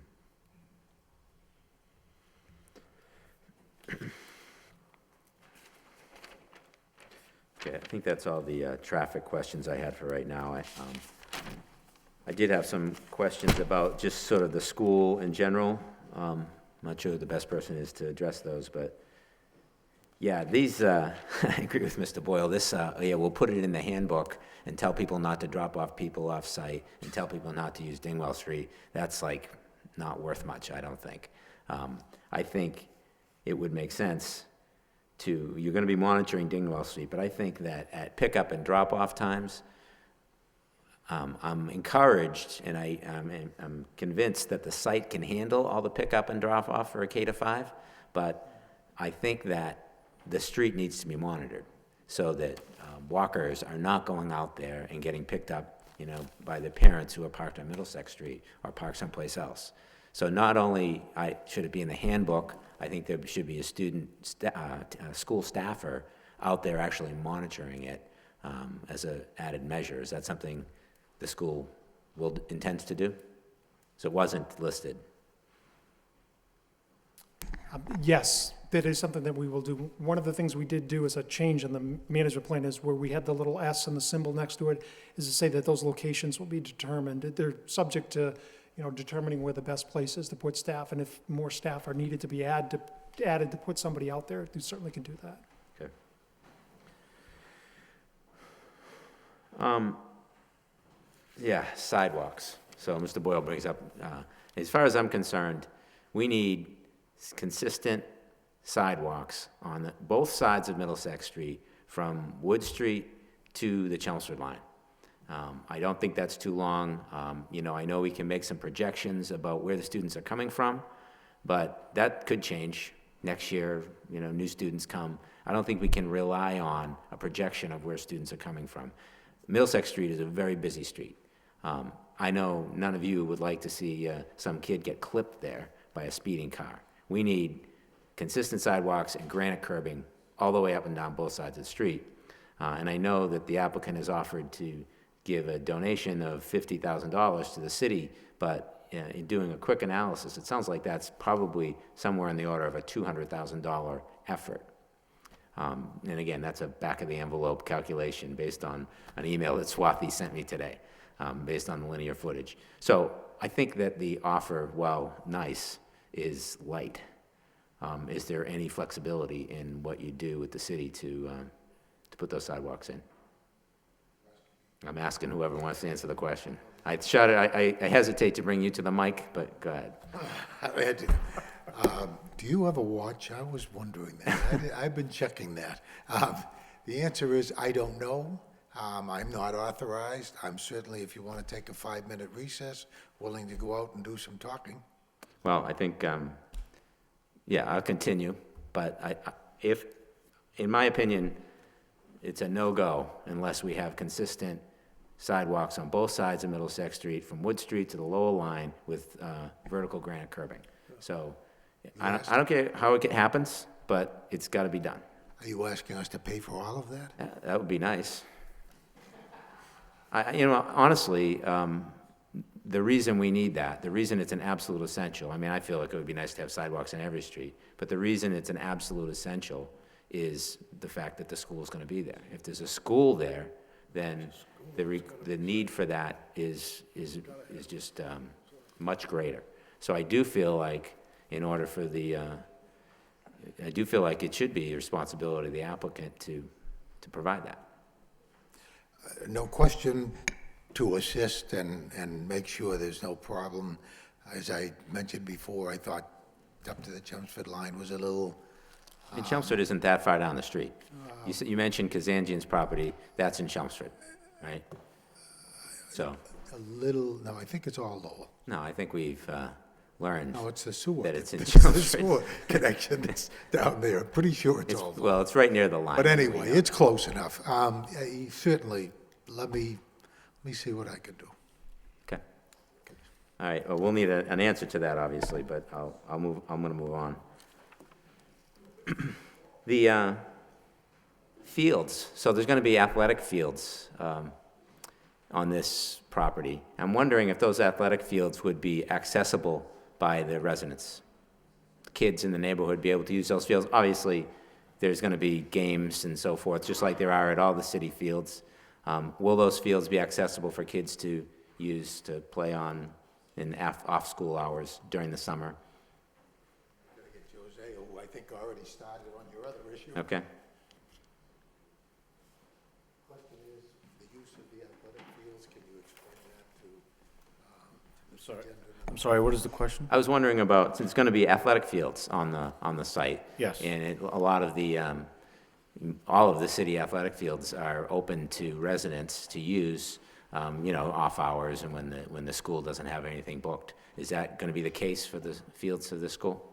We're certainly willing to talk with the city about that, and we have not yet discussed it, but it is a community school, and we are expecting to be, serving the community. So it's a public charter school. So we'd be happy to talk with folks about that. I just don't know the logistics and how that actually works, so. Okay. We're And certainly open to it. By the same token, I believe you're going to have a basketball court, gym? Indoors, yes. Yeah. Would that be, obviously the school has their own athletic events that they would run, but a lot of times there's other leagues around the city that are constantly looking for space. Absolutely. Is that something that you'd be open to sharing? Yes. We're expecting to be good neighborhood, citizens and working with the community. And in fact, our other charter schools do precisely that already. So we're certainly willing to do anything we can to accommodate needs within, the logistics of timing and the school's own schedules and commitments. Right. Okay. Before you leave, and this may be more of a traffic thing, I think, and correct me if I'm wrong, but I think the study from Tech suggested that walkers and bikers get released first to encourage walkers and bikers. Is that true? And I'm wondering what you've done exactly the opposite. What's the rationale for that? Well, what we had done is basically what the goal of, I think, both of our comments, and my response, I guess, to TEC's comments was to minimize the interaction between pedestrians and bicycles and motor vehicles. And so there's two ways of doing it. You either release them first before you let any traffic leave the site, or in the case of the way the charter school operates, they release them last after all those vehicles are left. That's the way they operate their pickup and sort of drop-offs at their other schools, so they find it much more efficient. So I think it achieves the same goal. It's just a matter of when do you do it. And the choice here was let all the vehicles leave first, then release them, versus give them a head start and let them leave. I see. I suppose that would help to discourage walkers from going out to Middlesex Street and getting picked up as well, right? If the walkers True. go last, True. they'd be less likely to try to... There's no advantage because you're actually waiting Right. last to be able to get out of there. So there's no advantage. Okay. Oh, and on the exit, on the exit of the school, You mentioned on the last one, I think it was for a safety reason on your last report, that you're going to have slope curbs. Is that true? It's not so much for safety. The slope curbs are more that if there's a need for a vehicle to get closer up to the curb, the sloped curb is more forgiving. That's why sometimes what you'll see in islands, you'll see it being sloped because it is more forgiving, and a slow-moving vehicle can get very close to it. In fact, use a piece of it because it's actually set in concrete to drive. Right. So that's the purpose of it. Yeah, my concern with that is that if there's kids walking on there, that it's also easy for the car to go right up on the sidewalk and... It needs to be vertical against the sidewalk, so one side could be sloped, but against the sidewalk, it must be vertical curve unless the sidewalk is set back from the traveled way or the edge by about 4 feet. So in this case, where there's a sidewalk against the driveway, it needs to be vertical curve. Okay. So we can have one side that could be sloped, this side So if against, there's a sidewalk on that side, it'll be vertical. have to have vertical when the sidewalk is right against the traveled way. Okay.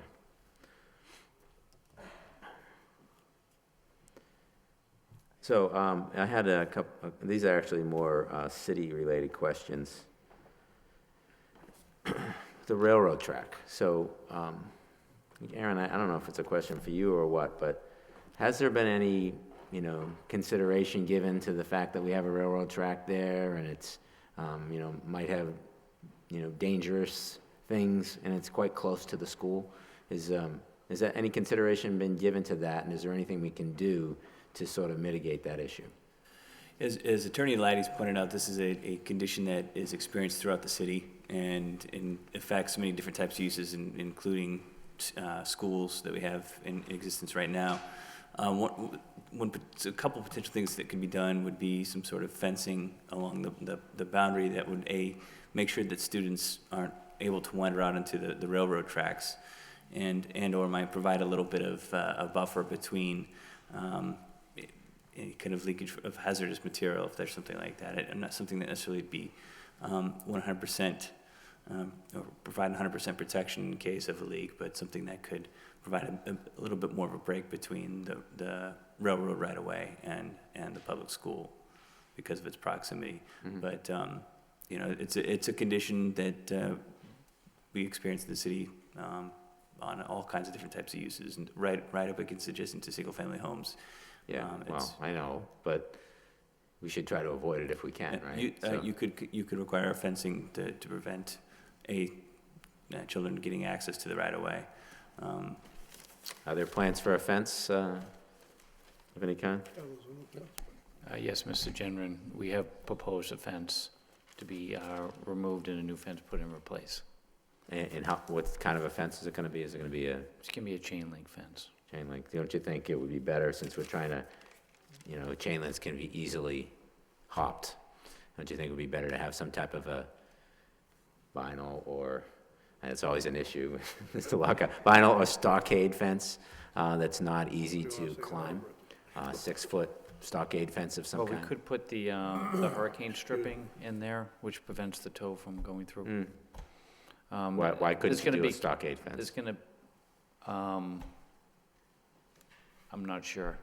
I don't know if a stockade fence is even permissible by the railroad, honestly. So it's on railroad property? No, it would be the right-of-way to the railroad.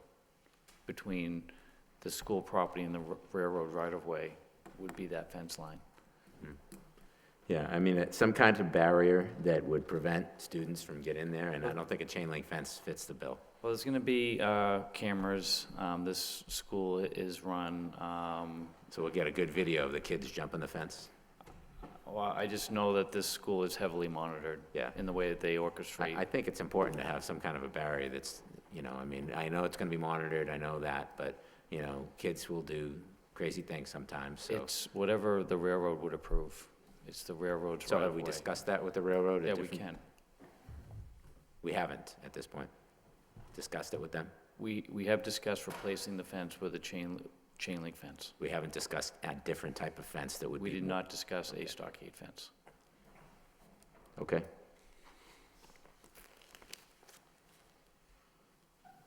And the other thing, Aaron, this is another question for you. So, this is approved and the K through 5 goes in there, and next year they decide they want to build again, they want to add another grade, it has to come back to the planning board for site plan approval to do that? So as addressed earlier, that it's been clarified that the proposal and the application was specifically for a K through 5 school. So any additional grades would require site plan approval by the planning board.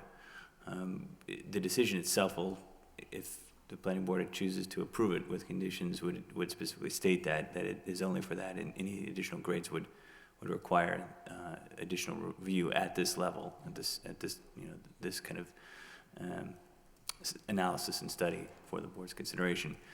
If the board wishes, you could also include an additional condition to the approval that, again, specifically states that and clarifies that any additional grades to the school would require them seeking site plan approval. It could be done at each additional grade. Okay. So if they came back for site plan approval and we decided that based on the traffic situation, that adding an additional grade and the cars that go along with that would exceed an acceptable level, or maybe push the school to a point where we felt that access to the site was a problem, because right now we have a special permit, which I know gives the board a little bit more leverage. If they come back on just site plan approval and we decided the traffic was too much, would that be a defensible position in court? So if we said, no, we don't want any more traffic, we deny your request for site plan approval, is that position defensible in court? It's very challenging to deny a site plan review or approval request based on that standard. My understanding is there are cases where a site plan approval has been denied based on impacts on infrastructure, but it has to meet a very high standard for doing so. I should point out that also that the special permit that's under review right now is a very narrow special permit that it's just about access to the site. It's not the use special permit that typically is reviewed by the planning board or the zoning board of appeals, where there is a much broader set of criteria and adds a lot more discretion to a permit review process. In this case, it's about site access for particularly fire apparatus. Gotcha. And police and ambulance. So it's not the typical kind of special permit where there's that level of discretion that the board would typically enjoy. Okay. So is there anything we can do? So if this is approved, I would want to be able to be in a position, I would want the city to be able to be in a position to say no more growth, because we've maxed out the traffic. It's affecting the safety of the school and the intersection. Is there something we can do, some kind of condition we can add that would provide more leverage for the city when it comes to growth of the school?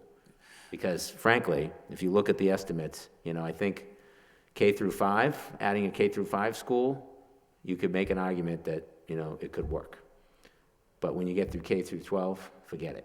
I mean, look at the number, you're talking Fs on traffic patterns. So I can't imagine getting to K through 12 here. What I don't want to do is put us in a position where we say, okay, K through 5, but then we're powerless when it comes to adding grades. So the planning board's ability to require improvements or require mitigation relative to traffic impacts in future expansion of the site of the school is no less than it is current for the current application. Meaning your ability, except for the special permit, and I realize it's narrow, but nonetheless, it's another vehicle by which we unless the site plan changes in some way that affects the access and egress drive because of the expansion, that it's highly unlikely that any expansion to the site would negatively impact the fire apparatus access to the site or police or ambulance. So that's why I'm saying, going in the future. That may or may not, I understand your point there, but back to my original question, is there something we can do to afford the city that leverage when it comes to growth?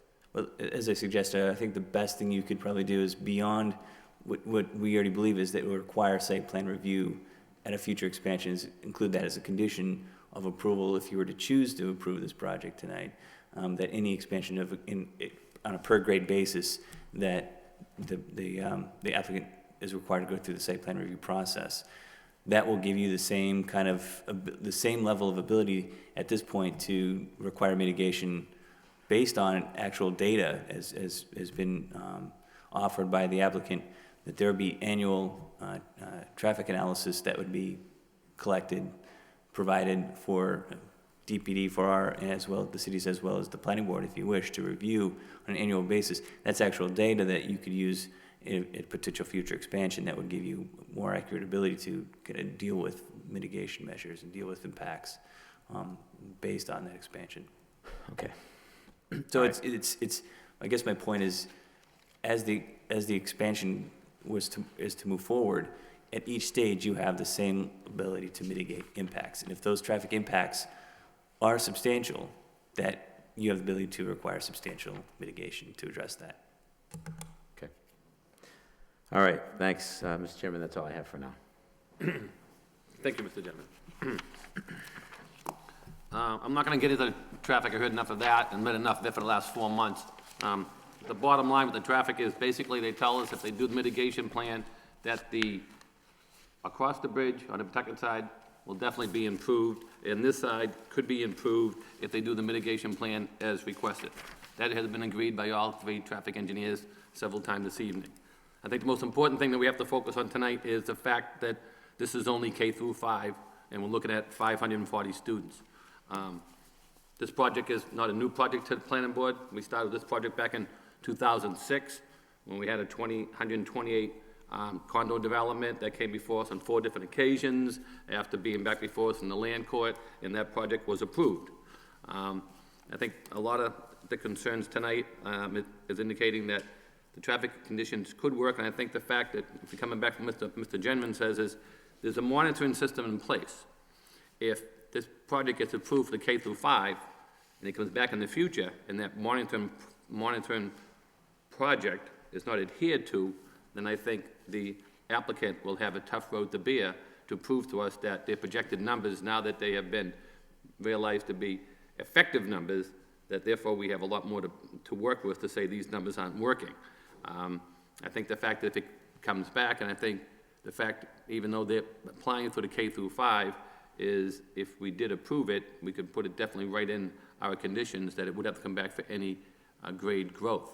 I know the fact is we indicated, and I indicated at the previous meetings, that we did ask for traffic for the whole K through 12, so we'd have an idea of what we're looking at. I do understand if we approve the K through 5 and we have problems with the issues in the future, if it does come back, then if we don't approve them, then this site will remain just K through 5. I think with the K through 5, it's not the biggest impact that everybody feels will have on the city. I think that, when you're talking 540 students on the site of that size, due to the fact that the applicant's willing to put up the $25,000 to help us work with the traffic. The report that we got from the Division of Planning and Development indicating the concerns that they had and what can be done to address those projects. I think the fact that they're willing to put up the $50,000 to help work with the sidewalks, which is a big improvement for the whole neighborhood. Due to the fact that they're going to monitor Dingwell Street for pedestrian traffic as well as car traffic, I figure that definitely helps the site. I don't have the major concerns I had when the site came in here back in 2006, because in 2006, getting to the site was over the wetlands. This we've had people speak who do live in the apartments, go on the egress going in. They're in favor of it. They spoke for it. They say how it would help them getting in and out of their project. The applicant was good to address those issues for them. They do have several other accesses to get in and out of that site for emergency use. I know that we did address the back about the fence in the back, because that was a concern with the railroad tracks. I mean, there are a lot of railroad tracks by other schools in the city, and they're right behind our youth soccer field. And luckily, we haven't had any problems with that. But I think the main thing is with the monitoring improvement of the report and the fact that they're going to do it for a 3-year period, I think if that was put in as a condition, we would see what those numbers are and how they come back before us. And therefore, if there was any improvement, I mean, as the time goes by, if they monitor and make those improvements to the city, and we can always put that in as a condition if need be, then for those improvements coming back, I think it could help the whole neighborhood and not just restrict, just for one pack. I think the fact that they can fix the part over by the bridge already is a big improvement, and the numbers on that have spoken to that improvement. So I think there's been a lot of hard work on this site. I think the fact of the police out there is it's another one of the concerns I had about getting emergency vehicles in there. Now you have police officers to address that concern. If there's emergency up there and you have emergency personnel with the police, they can get them in, get them out of there whenever that's needed. I think the fact is, we're also looking at, with the project of the school, we're only looking at select peak times and from a period of time, instead of where if it was a different type of industry or something else back there, we could have continuous traffic flow. Where now, I believe part of it was saying the peak time would only be impacted, and I know we talked about getting off the site was the worst time when it came down because it took that 15, 20 minutes to get the people off the site. So I think since it came before us back in November, the public hearing that we listened to everybody in December and January, and definitely due to the fact that we had the peer review, it addressed a lot of the issues we had with the traffic on-site and off-site. I think the project has come a long way. So I think there's a lot of good things that have been added to the project since we started. It's indicated the special permit, and that basically, we have to consider three things on the special permit for the length of the driveway. And that is imposed by general laws, which is very simple, is does it have the approval of the fire department, which we have a letter saying it does? Does it have the approval by the City of Lowell Police Department, which we have a letter that says it does? And does it meet emergency services? And we have a letter from Trinity Ambulance that says it does. When I voted against it in '06, the court told me, Mr. Linehan, you're wrong. They all said it's a special permit and it's approved, therefore it doesn't matter what you say. So therefore, I learned my lesson on that one and know that I can't vote against that one because I met the criteria. So that's my comments on the special permit. So, if any of the board members have any further comments, if not, we can entertain a motion one way or another. Mr. Chairman, during the questioning by Mr. Gendron, I believe that Attorney Eliades stepped out of the room to have a conversation with his client. I was wondering if he has anything else that he'd like to add based on that conversation. Excuse me, Chairman, if I may, I'm sorry, I don't mean to cut off Mr. Eliades either, but we, just in consideration of our CART services provider this evening, who's been providing transcription services, it would be nice to give her a break. Okay. We got 10 minutes to wrap up then, folks. Okay. So That's it, all right. 10 minutes. Then So we'll Mr. Eliades can't speak. Yeah, you only get, Can't say goodnight in 5 minutes. All right, thank you. We made some progress. Can I have 5 minutes? And you gentlemen can think about maybe what additional, I know you always like to put certain number of restrictions and considerations in there, and I don't know if that's all been, if you've had time to make those notes yet, but if I could have 5 more minutes on a recess to just talk to my folks, I'm gonna go out there and be the toughest negotiator possible in this matter. So, if I can, what I would say is, sounds like there's willingness to do more than what you've offered. Yeah, I think I've already got that movement. Now I have to see where it's gonna end up. So, I don't think,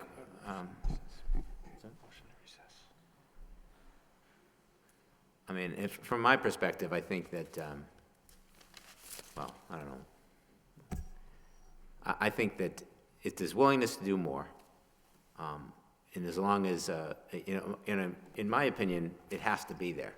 And I frankly don't care if the city pays for it or you pay for it. I really, as I said, I feel like the applicant should have responsibility for it. But I would almost feel more comfortable saying, let's have you go back to the negotiation table with the city and now knowing what the board is going to require from a sidewalk and figure out something that makes sense so that collectively you can get it done. I think that makes a lot of sense, because without knowing the actual numbers, we're kind of guessing in the stars. Exactly. And I think the suggestion I was making is significantly more than what was proposed. And I want to have that level of sidewalk and curbage in there. So, and the fact that you're willing to do more, I think having you sit down with the city, and working on it. I'm sorry, you can finish your thought there, but the city of Lowell is really not in a position to negotiate on behalf of the planning board. And we can provide you feedback on what the expected cost in terms of providing a new sidewalk on the north side of Middlesex Street and making repairs, but negotiating on your behalf on what, to the extent the applicant is required to provide all 80%, 70% of that improvement. So let me save Aaron the headache and whatever. And how about, would you give us a little time? And what was suggested to me was we would add an additional $25,000 a year for 4 years into that kitty. That's another $100,000. Yeah. Over 4 years. So that means a total of 150,000? You're at 50? Oh, no, let's not Get an forget. additional 25 for 4 years. On the sidewalk, yes, right. So you had 50,000 previously on the sidewalk. I had 50,000. Now you came in and said you were gonna do 50,000. Right. And now you're saying another $25,000 a year for 4 years, so that's 150,000. Correct. Okay. Mr. Chairman, I'd like a motion for a brief recess. Do We're you gonna still lose her at require, 10. do you still require the No, I'm ready to make that offer. I withdraw the motion. I got the authority to make that offer.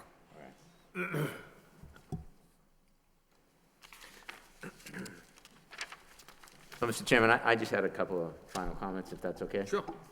So this issue has been very a trying one for us here on the board. I know one of the most difficult ones we've had to deal with, and it's clearly not a black and white situation. You can make a strong case in either direction.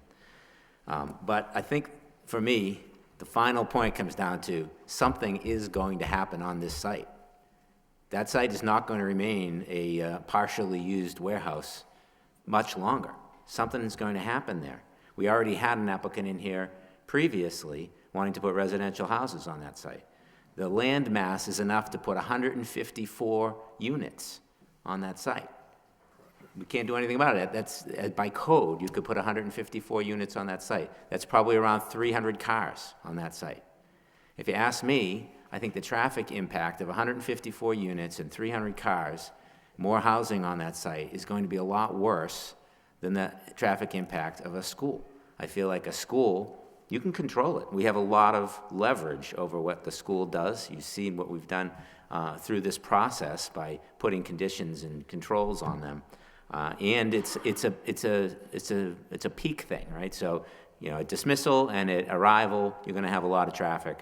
But outside of that, yes, I know there's events at night and there's events during the day, but the traffic is going to be relatively minor on that. In my opinion, a lot less than 154 units. Not to mention the fact that if you take a walk on that site now and look at the residential units that are there, they're in disrepair. They're in disrepair. The place is dark. I'm sure there's bad things going on down there at night. Put the school in there. It's going to be landscaped. It's going to be nice. It's going to be lighted. It's going to be monitored. I just think that lifts the whole site. At the last meeting on this topic, I referenced a study that I found on the internet. Go on Google and type in impacts of schools on property values, and you'll find that almost every study out there says schools in the neighborhood increases property value. And the one that I referenced in the last meeting showed that proximity to a school, being near a school, is even more important than the quality of the school. So I think that traffic aside, traffic is an issue. I feel comfortable that the mitigations that are going to be made are going to, maybe it won't completely eliminate the traffic impact of the school, but it will certainly help a lot. I feel comfortable that the traffic can be handled, and I think the school in general is going to be a positive thing for the neighborhood. The fields are going to be usable, and the gym's going to be usable by students. The monitoring that's going to go on in the traffic. The reason we're in this mess, the reason nobody knew that the signalization on the north side of the Rourke Bridge didn't work, because nobody was monitoring it. We now have an institution that's going to be required to monitor the traffic and make mitigation if indeed things like that happen in the future. We're going to have sidewalks constructed in the neighborhood. I think overall, this project is going to lift the neighborhood. I can appreciate the traffic problem, but you know, you have to make a choice, basically, of what you want. Do you want a school there, or do you want a big residential unit, which is what's going to be down the pike if we don't do this? So, you know, that's my feeling on the matter.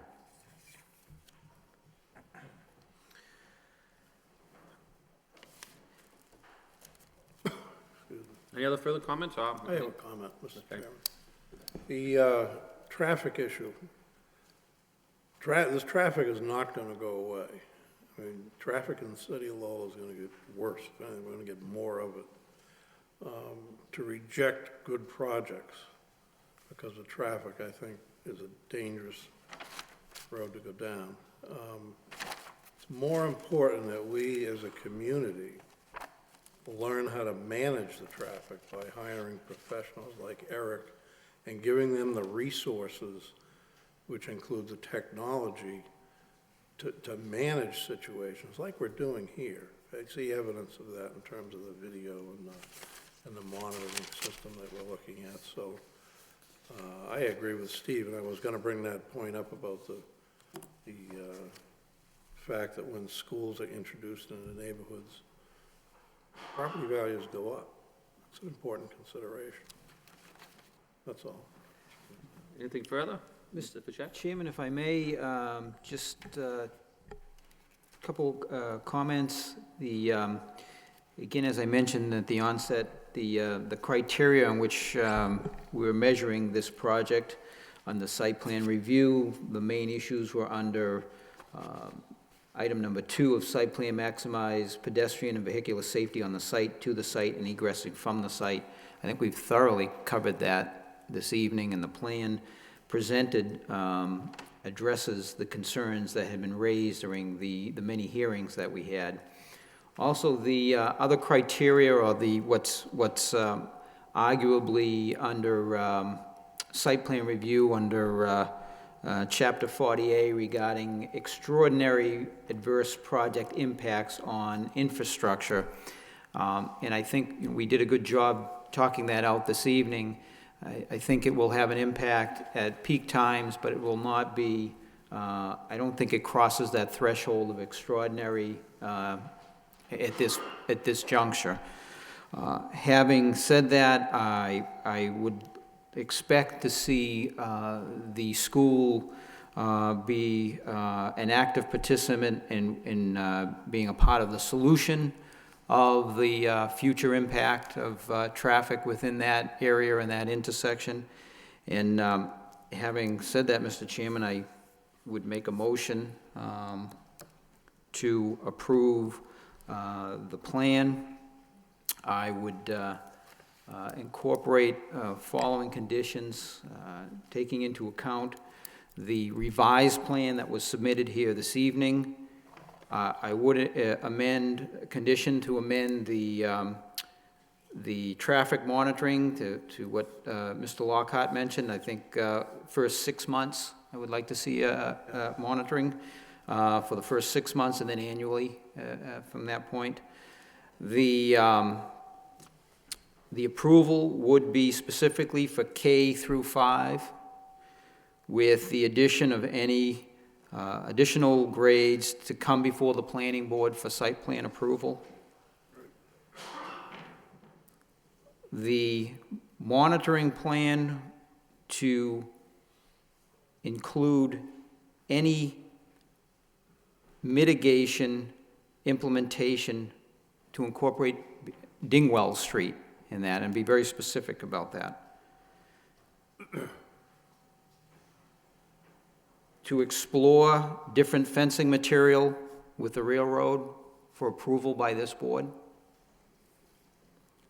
For a final and detailed landscape plan, incorporating the elements in the memo dated February 6th, item number 7, issued by the Planning Department. To specifically, although it is in the plan, it is going to require City Council approval, but no parking in the curb bump outs on Middlesex Street as provided in the plan. the $25,000 towards the improvement of the signalization, the initial $50,000 and $25,000, additional $25,000 for each year for the next 4 years, for a total of $150,000 towards the sidewalk improvements. And the modification of the vertical granite curbing and the slope granite curbing that Mr. Genrid had indicated concern relative to pedestrian safety. And by all means, if I have forgotten anything, and the final environmental report being reviewed and approved by the city's environmental officer. And also to incorporate the comments of February, from the memo from Swarthy from February 26th regarding item number 2, the applicant to submit decision regarding MESA to DPD prior to starting of work. If the project exceeds certain thresholds, it will require state highway access permits from Mass DOT. Incorporate all of the elements of from 1 through 8, which we've already incorporated number 7 in the memo. And I'm sorry, 1 through 10. Does the applicant have any objection to that memo? Have you seen this memo from Swarthy, February 26th? February 26th. Swarthy and I have had discussions. I would tweak it one way or another, but I'll leave that up to our negotiations with the DPD. Sure, that's fine.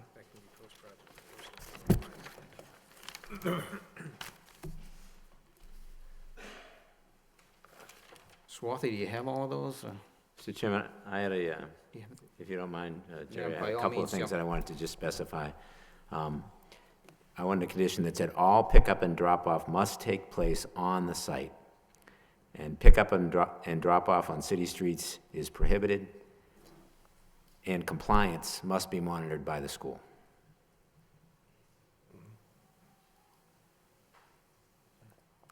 I think this is in the memo, but I'm going to say it anyway.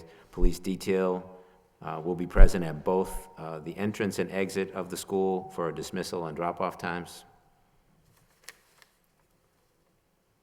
The school will stagger start and finish times for grades to minimize traffic impact. School will implement a drop-off/pickup zone, work with the city to implement a drop-off and pickup zone north of the Rourke Bridge.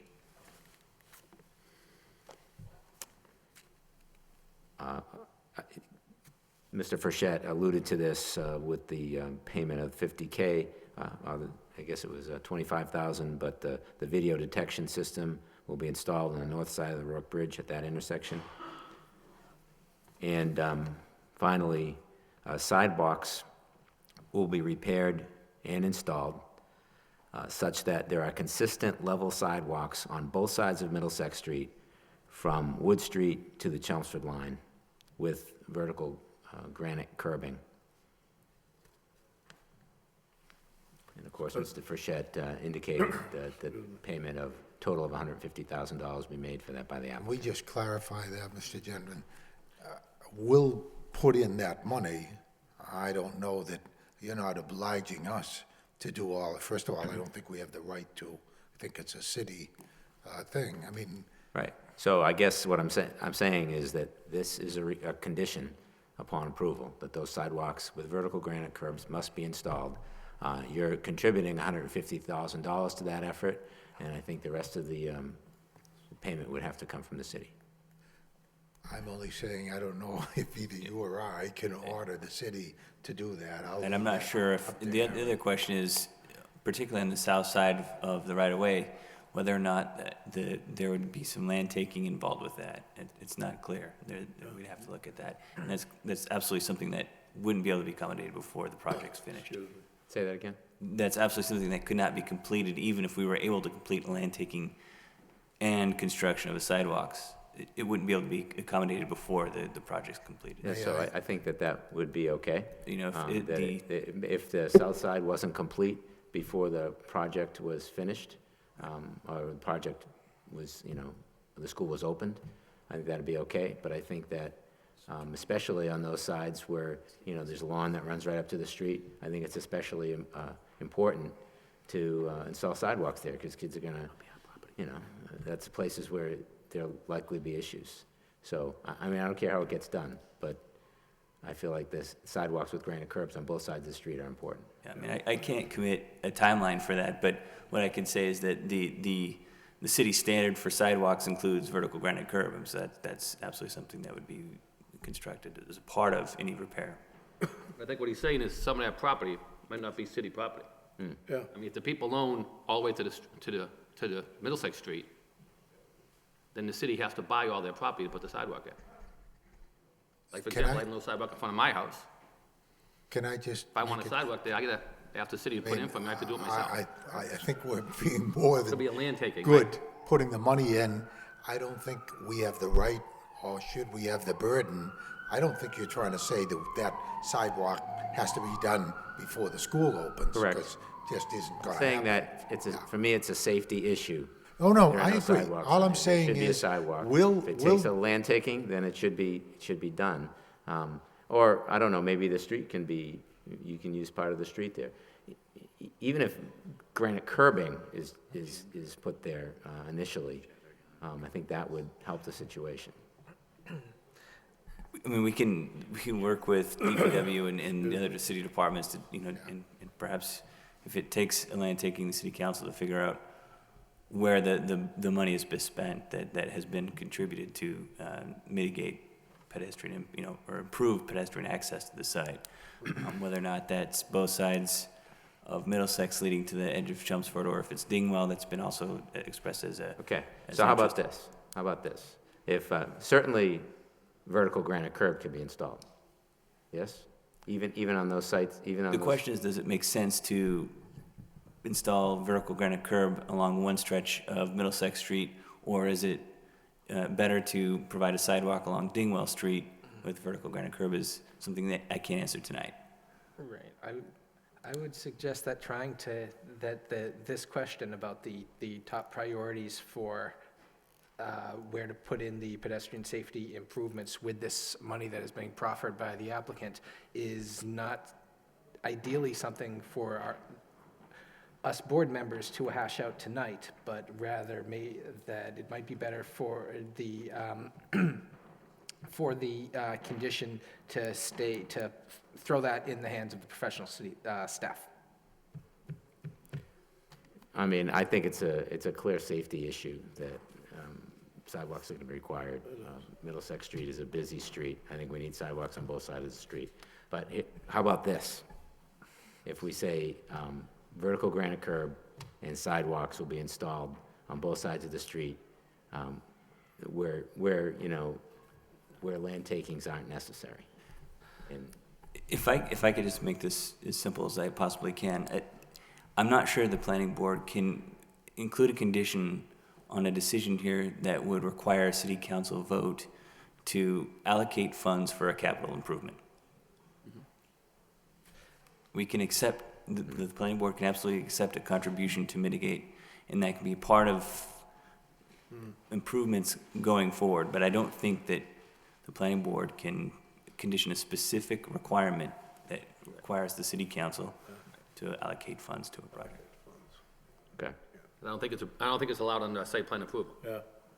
No. No, because it's overstepping our bounds. Yeah.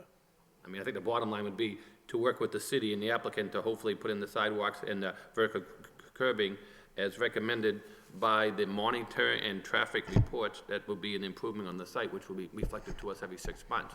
Once we start seeing where that traffic's coming from, we're talking about 39 people walking to the site.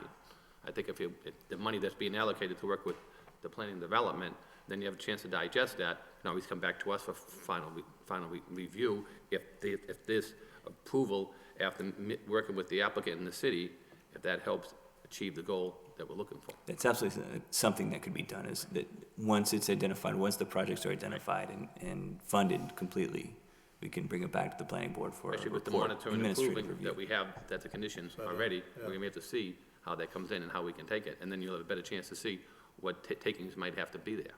I mean, at least the money going towards the improvement of the vertical granite and the sidewalks, if you put that money towards there and work with DPD in the city to hopefully put in sidewalks in that area as necessary, are best for pedestrian safety. And then the report can come back to us and see which is the best way to accomplish that. Yes. Will that make it a little easier? Yep. Okay, Steve? All Yeah, right. so what you're saying is we accept the money Yep. contributed towards sidewalk improvement. Yep, And with the- city's going to come up with a plan for To how work the with the sidewalks applicant, and are then when we get installed. the monitoring and improvement traffic reports, come back, see which is the best way to implement, putting in that safety plan Gonna for the sidewalks. Come and back to vertical us with a granite. plan Right, and then we, with your suggestion. And will that plan, will we have the opportunity to approve that plan? we should, Yeah. Yeah, I would think you would be able to, but again, it's, within reason, right. right, it's something that With the the recommendations funding made would by have to be staff. allocated through the kitty. And then we can have a through budget. definitive answer, what authority we have to act with and what we can't. After you've had a chance to I'm look it good with over and that. refer it to the law department, okay. Along those same lines, Mr. Jenner had a number of interesting suggestions about sort of traffic mitigation measures. The rule about pick up and drop off off-site prohibited, the police detail, the staggering of the start and finish times, the work with city to develop a pick up and drop off location north of the Rourke Bridge. I think that this might also be an area in which the best way to handle it administratively would be to include a condition that the applicant and city should agree on a traffic management plan, taking into account these recommendations, and then come back to us with something fully baked for our approval. Anything that relates to an off-site drop-off and pickup would have to be something that's coordinated through the school department, because ultimately it's the school department's actually providing transportation services in this case. Right. And, they're gonna be, they have other schools that they have to accommodate transportation, picking up, delivering children to school, as well as this school. There's other schools that they're coordinating with, so, any off-site would have to be discussed with the school department. So what would you think of that, Steve, about having them So come what's back your to? suggestion? That the city staff work with the applicant to develop a traffic management plan and bring it back to us for our approval, similar to what we just did with the pedestrian improvements. Because, us here coming up with ideas off the top of our head, there might be other great ideas that they come up with in that process, and we don't want to just lock them into this much, the exact language that we have in our recommendations. All right, that sounds like an appropriate suggestion. I have one more. Sure. First of all, I'd like to second the motion and then add an additional condition that the applicant provide access to the athletic facilities on site, as Mr. Gendron brought up. Although we have the soccer fields over the other side of the intersection, it'd be nice to have fields right there where there's gonna be a lot of kids around there, and even just from a safety standpoint, it'd be nice if they could have access to those fields. As well as the other indoor athletic facilities. Yeah. I would just, if I could, caution you gentlemen. I would say please, work with if they work with them. Yeah. if I just, may, that obviously, we're talking about more than $10 million, so there's going to be a financial institution that's going to come in here and look carefully at what we're required to do. And if there's something that looks like a hooker or a hang-up, we're not going to get our money and we're not going to get started. So to the extent we can avoid axiomatic I mean, everything else I heard is fine. Well, and I- everybody got up there and said that it would be okay for city kids to use the athletic fields when they weren't in use. And the gentleman said that, he was willing to share the gymnasium with the city leagues like the city schools do. So I don't see why that's an issue. Well, because if we're talking about something that appears to somehow be a mandated condition before, for example, a building permit could issue, then we're dead in the water. I don't see, that particular condition, I don't see why that's a problem. I said I would only ask that the board just consider that howsoever it's written, we don't run into that. That's all. Just to clarify that point, Counselor, we would just encourage you to work Absolutely. with the city to be able Absolutely. to do that. Not trying to, Guaranteed. That's all. Guaranteed. Yeah, okay, that's fine. I'm happy. Okay, so we have a motion on the floor with many conditions. That has been second. All in favor, say aye. Mr. Chairman? Chair votes yes. Any opposition? Hearing none, the site plan approval is approved. We need a special permit vote. I'll make a motion that we approve the special permit because as indicated by chapter 6.7.2, that we have to have a special permit that's for the reasonable access for fire, police, and emergency vehicles. And we do have that. That was given to us tonight in writing, so I'll make a motion that the special permit is satisfied as required by zoning code. I'll second the motion. Motion's made and second. All in favor, say aye. Aye. Aye. Any opposition? Hearing none. So the site plan has been approved in the special permit. Good luck and thank you, everyone. We all thank you very much for hanging in and giving us this opportunity. We won't disappoint you. Right back. Yeah, take your time. We gotta clear out anyway. Does the zoning board have a revised plan?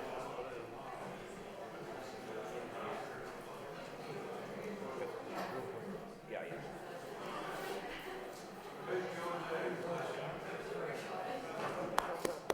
What's up, Corey? What's happening? Good to see you. Hi. Thanks. I hope yours goes a little quicker. You just incorporate all the conditions. Yeah, you guys. I know that. I knew you were going to tell me. I'm gonna get a new sidewalk. That's right. That's all.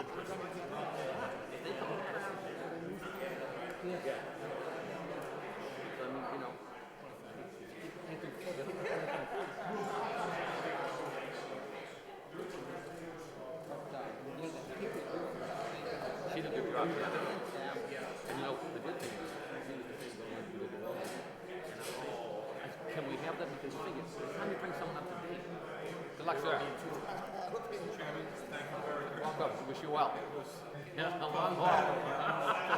That's the understatement. Yeah, wish you well on site.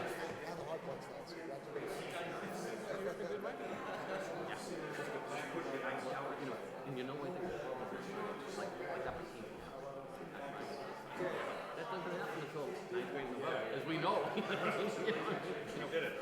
Fifth graders don't drive cars legally. Where you going? Beautifully, can we go over there? That'd be good. I did it. Good team, you guys in the city. That's big. Yeah. You know, that was ever located anywhere else. Prince Royal, it would be a gold mine. It was one of the hidden jewels of the city. I remember going in there, they'd come over and play the accordion. Oh, yeah, I used to go there. We used to go. We used to go over there after work. You know what I mean? It was a beautiful restaurant. Huh? Oh, good for you. I got more to go.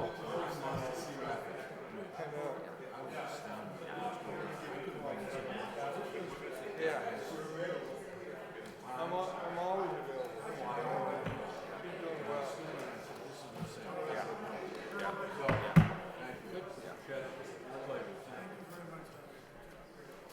Thank you. Good luck. You don't want to come back? We'll get out of the way. We'll get out of the way. You know, as my brother Jay used to say, he had all these issues up in the State House. I said, we'll go over the Golden Dome and a few things will get done a lot faster. No? I learned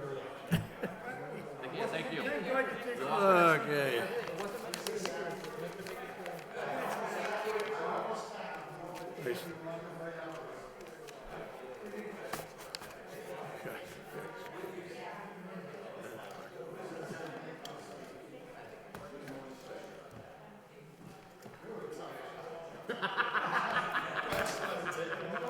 Really did.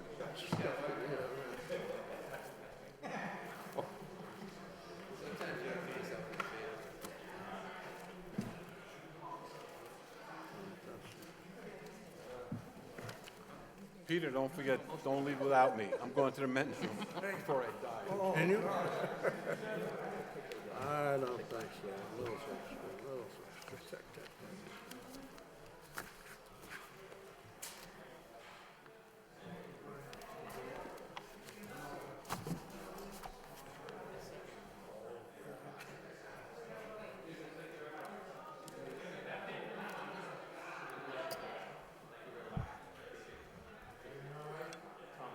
Deliberation on this issue at the last meeting.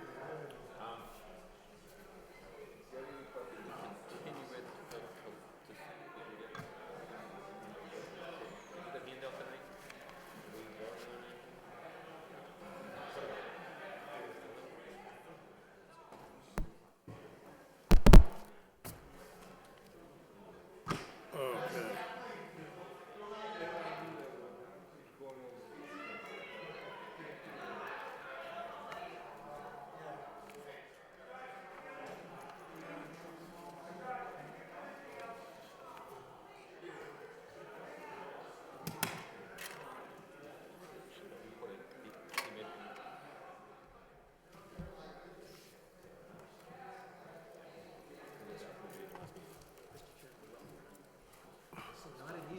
Nope.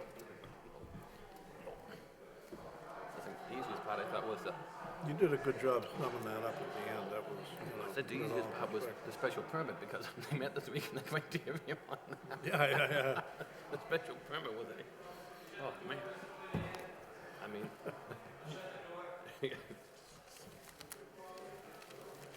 No, that was a good decision. I mean, it's the fact that they have to come back, and then you can see if the numbers are real or not. Yeah, right. I mean, Really? boy, that just, You know what I mean? If they give projected numbers, their they come back and the numbers credibility aren't would there. go right that way.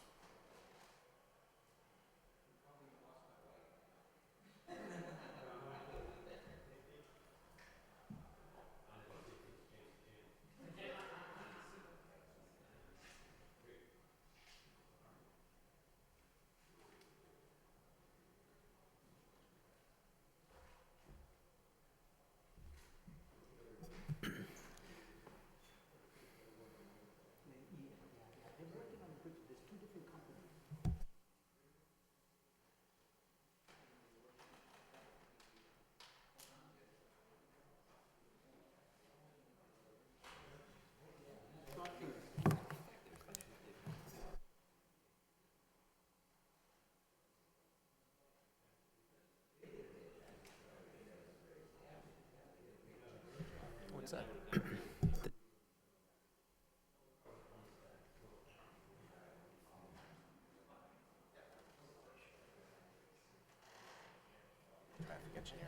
Mr. Chairman, on this matter, since I wasn't present at the last meeting and I have not viewed the video, and Mr. Malovich was deliberated on that last meeting, he's going to have to, if I'm right, Aaron, he has to take my my place in this, voting on this matter.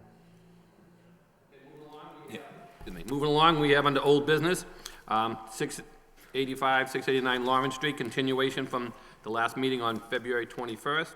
And this is the Lowell Planning Board here requesting the project proponent to clarify the project status for the development project located at the above address, and request an amendment to the planning board vote accepting a performance bond to allow the release of certificates of occupancy for residential units. The project previously received site plan approval to raise a portion of the existing mill building located on site and construct 24 residential units, 12 of which to be townhouse units along Andrew Street. 2 meetings ago, we allowed for a passport to be put up, I think it was in the sum of approximately $45,000. It was given to us from the bank, or give or take some, 47, I think. We have received that passport. We've been informed at the last meeting by Aaron from our staff. And at the last meeting, I believe Mr. Fischett made a motion to continue to today's date to see what the engineer may be able to put out for proposed figures. I know Mr. Dowling was present at the last meeting, and he indicated that he has people ready to do the work and go forward. And these are figures that he said he could live by, and he already had people set up. So the motion was continue to see what the city engineer figures may be. So hearing that, do any of the board members have any questions before I turn it over to the applicant? Just if Aaron could elaborate on what we have before us, I would appreciate it, Mr. Chairman. Sure. Let me Little just update we got? copy. 60,000 is what it costs us. Yeah, And we have Did I- 47. So, I'm sorry, I just wanted to hand it over to the petitioner applicant so they had a chance to review it as we were working through it. So the city engineers department had a chance to review the numbers and provide a pretty quick response with what the expectation of the cost would be for the city in the case the city had to take over and complete the project. As discussed in the last meeting, typically we look at a kind of 20% contingency plan or contingency cost over and above what the typical estimate is because of additional costs that are incurred to the city. That's a pretty lower number, 20 to 50% increase. So what the city engineer provided was for the resurfacing of the parking lot, instead of $23,370, it was $30,000 to cover that. Then the patchwork, I think they just basically doubled, not knowing the complete extent of the amount of patchwork that's required for that, doubled the cost to $1,500 to provide some buffer there.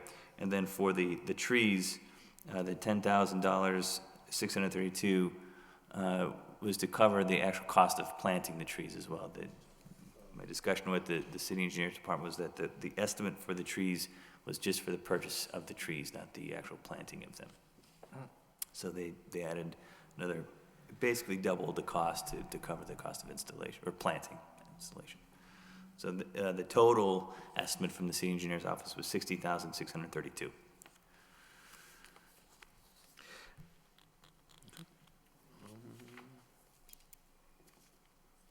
And has that figure been presented to the applicant? Yes. Anything further you want to say on, well, I'll let you introduce yourself for the record, sir. My name is John Donnan. I live at 75 Dunbar Avenue, Lowell, Mass. And I just want to go over the figures that, to make a better understanding with the planning board that we can do this job. I've been in the contracting business for 30 years. I went out and got prices to do the work for this job for the bank. I'm going to be doing the work. I got a price of $47,620. Made an agreement with the bank. The bank put up the money for the bond, and I'm ready to start this work and try to get this thing behind us. It's been a long project. I understand that. The money's there to do the job now, and all we're doing is asking for one of the 2 remaining house lots to be released. It was a mistake made at a meeting 4 weeks ago, and they said there was 4 lots remaining, and they wanted 2 released, but the 2 were already released. So we're trying to correct that mistake. Now, going over the price on the prices, there's 4 different contractors that are going to do this work. Pavex, I have a solid price from him to do the lot for $23,370. City of Lowell has it $30,000. The patchwork, they doubled the price. I have it half that price. Striping of the parking lot, that's a solid price. The planters, is also a dumpster fence missing we have to put in around the dumpster. But that's included in our price. In the trees, I talked to the engineer's office today, and we had a price of $5,000. So when they come in to do the price on the trees, they double the price. That's the way they figure their price, double the price of the cost. So they got a cost of $10,000. So, you know, to plant the trees is probably 2 days' work with a machine and stuff. So I know I can do this work, get it done, get it behind us, and move forward to make the satisfy the planning board. Now, I know a lot of this, you know, just an idea. How long would it take to pave something like this? I'd like to have this done within a month to 2 months. Not, I mean, if I they don't bought wanna the paving, carry this out. say if a paving truck comes in, how long does it take to do it from start to finish? A day, 2 days? 1 day. 1 day? So, and what's the other thing there? Is it the biggest job- planters? The planters? The planters, the big, it's gotta be they're making a box with stones, so to put the plants on the inside. It's an AUL site, so we can't dig in the ground where the planters are going. So the planters are going in, that's a project. My nephew's doing that. So what do you do, put the planters in first? Yes. Put the planters in, then we get the trees and put them inside the planters. Oh, I got you, okay. So you put the planters in prior to the paving then, right? I have to put the planters in, I'm gonna cut the hot top around where the planters are going, so they'll be solid, and then cement up to them, and then so the second coat of pavement goes right into the planters. Okay. So now they're not movable. But when you do a project like this, Mr. Dowling, what's the first thing you would start with here, the planters then, or? We wanna do the planters. I already got the stone and everything on it, the blocks. I'd like to start this probably next week if I can, you know. No, it'd be the first thing you do would be the planters then, right? Definitely. That's interesting, Mr. Chairman, because I noticed that if the planters are in, the work remaining after that is less, even according to, if it's the city doing it, than we currently have in the passbook, once those planters are in. Does anybody else here want to speak tonight on this project? You here, sir? You? Either one of you? I didn't know if you're here, want to speak, but yes. Sure. Anybody? Okay. Again, gentlemen, my name is Jeffrey Vance, 27 Andrews Street, Lowell. I just don't understand why you're being requested to release the occupancy permits that you refused them a year ago for this project. They have 2 units, one's completed, one's completely undone. They want the occupancy permit so that they can sell it, but yet they still have 2 units with occupancy permits. If they need cash flow, as they were saying at the last meeting, they could sell one of the 2 units that they have occupancy permits for.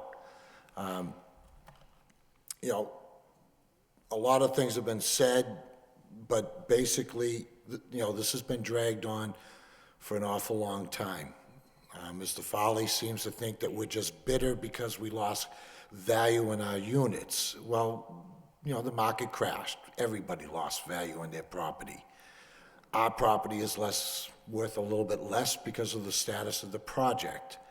An element of trust is being asked of this. I just can't find myself doing it. If Mr. Foley was in essence what they're trying to portray him, we wouldn't be constantly chasing Mr. Foley for funds. That parking lot that we're talking about paving, Mr. Foley's overdue in over $7,000 of his share of those parking lot expenses. Currently, the units that we're talking about that Mr. Foley possesses all have liens on them. Why? Mr. Foley, it's a matter of public record because it's in the courts, doesn't pay his association fees. He constitutes a third of our income, but yet we're constantly chasing him. I just don't see myself extending him any trust any further. He wants to get the project done. We are hoping he does, and we are hoping that he doesn't rent those 2 last units. We're hoping he sells all 4 so that we can be done with them. But at this point in time, I don't think this board should show him that courtesy. He has shown us none. All he has shown us, in essence, is pure contempt. I'm going to do things the way I want to do them and make you wait, drag it out. Thank you. Thank you. Yes, sir. My name is Dana Berkeley. My son Jonathan Berkeley lives at 17 Andrew Street. I live with my son. I made the down deposit on the unit there. This is the building that Dave has started to build. I think at this time, I am a member of the association, or my son is, and listening to the association over the last few years about what they've been trying to get out of Dave to finish this project, one being the parking lot, one being striping, putting a fence around the dumpster. Now we're addressing the entrance as a one-way. I think the fact that Dave right now has kind of like stepped aside and he asked John Dowling to come in and take over and finish this project. John Dowling, I believe, is a well-known contractor here in this town. He just built 20 units down the street. They're completed. They're very nice. He maintains his buildings. He's asked me to come to speak tonight, and I believe that if he is giving his word, not Dave's, if he's given his word that he can do this work for the amount of money of $47,000, and that he's going to complete this job within a month, no more than 2 months, and based on that information, when the work is completed and the city comes down and does the inspection to make sure it's all in compliance with everything, I am in favor of what he is asking. I think it's a benefit to the association to move on from this, and I think by Mr. Dowling, John Dowling coming in to do this with his reputation, I think that should be weighed on it. I think he wants to complete this project, and let's move on. And that's how I feel. Thank you, sir. Thank you. Thank you. Chairman, member of the board, members of the board, my name is Chad Banches. I live at 29 Andrew Street, and I own one of the units here. I'd just like to remind the board that Mr. Dowling was present when this project was approved back in 2007. So he's actually been an integral part of this project too. So just going back to that level of trust, if this project is to be done within 3 weeks, I mean, really once the snow melts, parking lot can be paved in a day. I mean, this stuff can be wrapped up fairly quickly. I honestly don't see at this point, when 5 years have gone by, when another 3 weeks is asked to ensure that this project's completed and then release the occupancy permit, I don't think that's an unreasonable request. Thank you. Thank you. Mr. Chairman, if I... Yes, okay.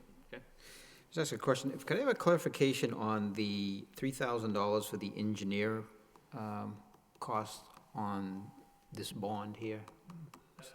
Just come to the mic, if you could, John, because we don't pick it up at home. Thank you. That part is already completed. He hasn't been paid yet. Okay, so that's already expended. Mr. Boyle made a very good point.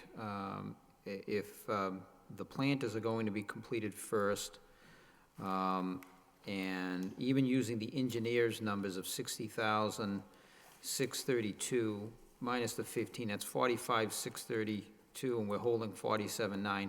The big concern all along is we're holding this just to make sure that the work gets completed. If for some reason the work is not completed and the city has to do the work, it's going to cost the city more money. I think if, the ultimate goal for everybody is to get this completed, and I think the residents want to see that completed, the board wants to see it completed, and at this point I believe the developer wants to see this completed, I think if it would be amendable, I think it makes sense that if we approve the release of the unit after the completion of the planters, and then DPD would inspect that, then we would release that unit. Therefore, the bond, the amount of that bond that we're still holding is sufficient for the remaining work. And I think that, I mean, that satisfies what my concern is.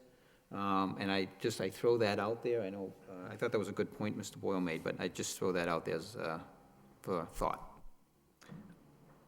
I have one question that, referring to how the board operates. How is the money in one of these bonds released? Does it require a board action? He comes in, requests a release of the bond money, and the board votes to release the bond money. It's not something that's done automatically by staff? I'll let you go ahead. Yeah. Sure.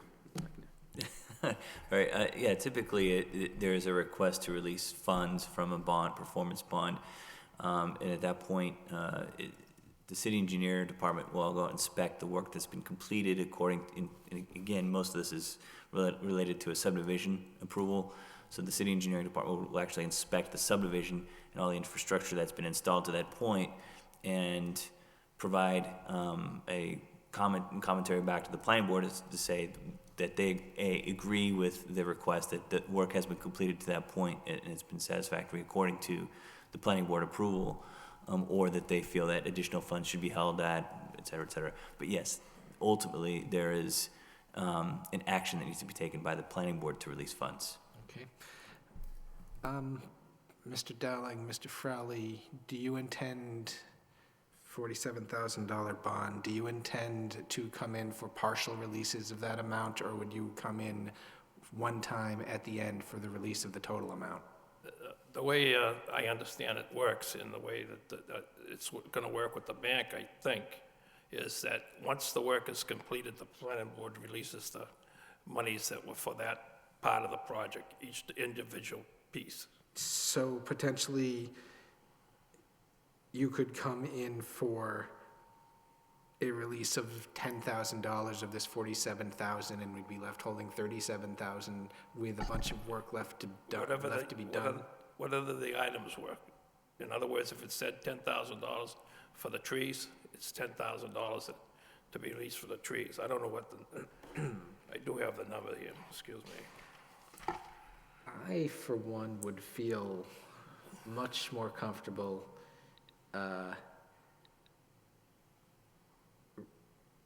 extending, acceding to this request to release one of the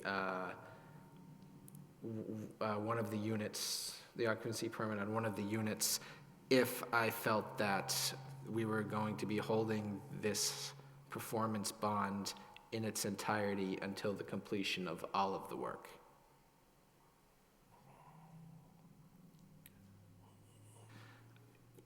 There are items on here for... Put a time limit on that, as we spoke about before, right? Can I speak on that?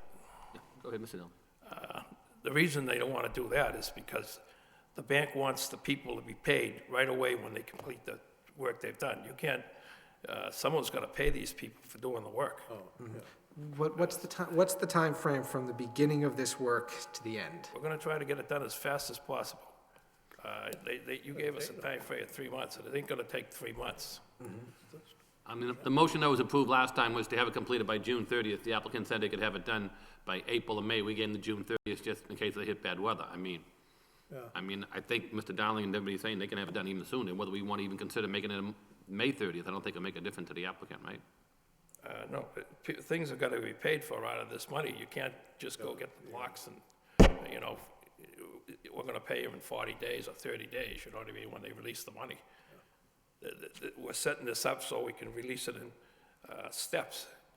You know, when this step is done, you can release the money. You still have $100,000 tied into the last condo unit to be released. The city has the condo unit. They're not going to release that other condo unit till all this work is done. You told us that the planters are in already. No, I didn't say that. He said he will put the planters in first. We're going to start that first, I said. Right. Okay. We start with the planters, because that was my question, what goes in before you do the paving? Yeah. That's going to be done first, so the pavement binds into it, and it's solid.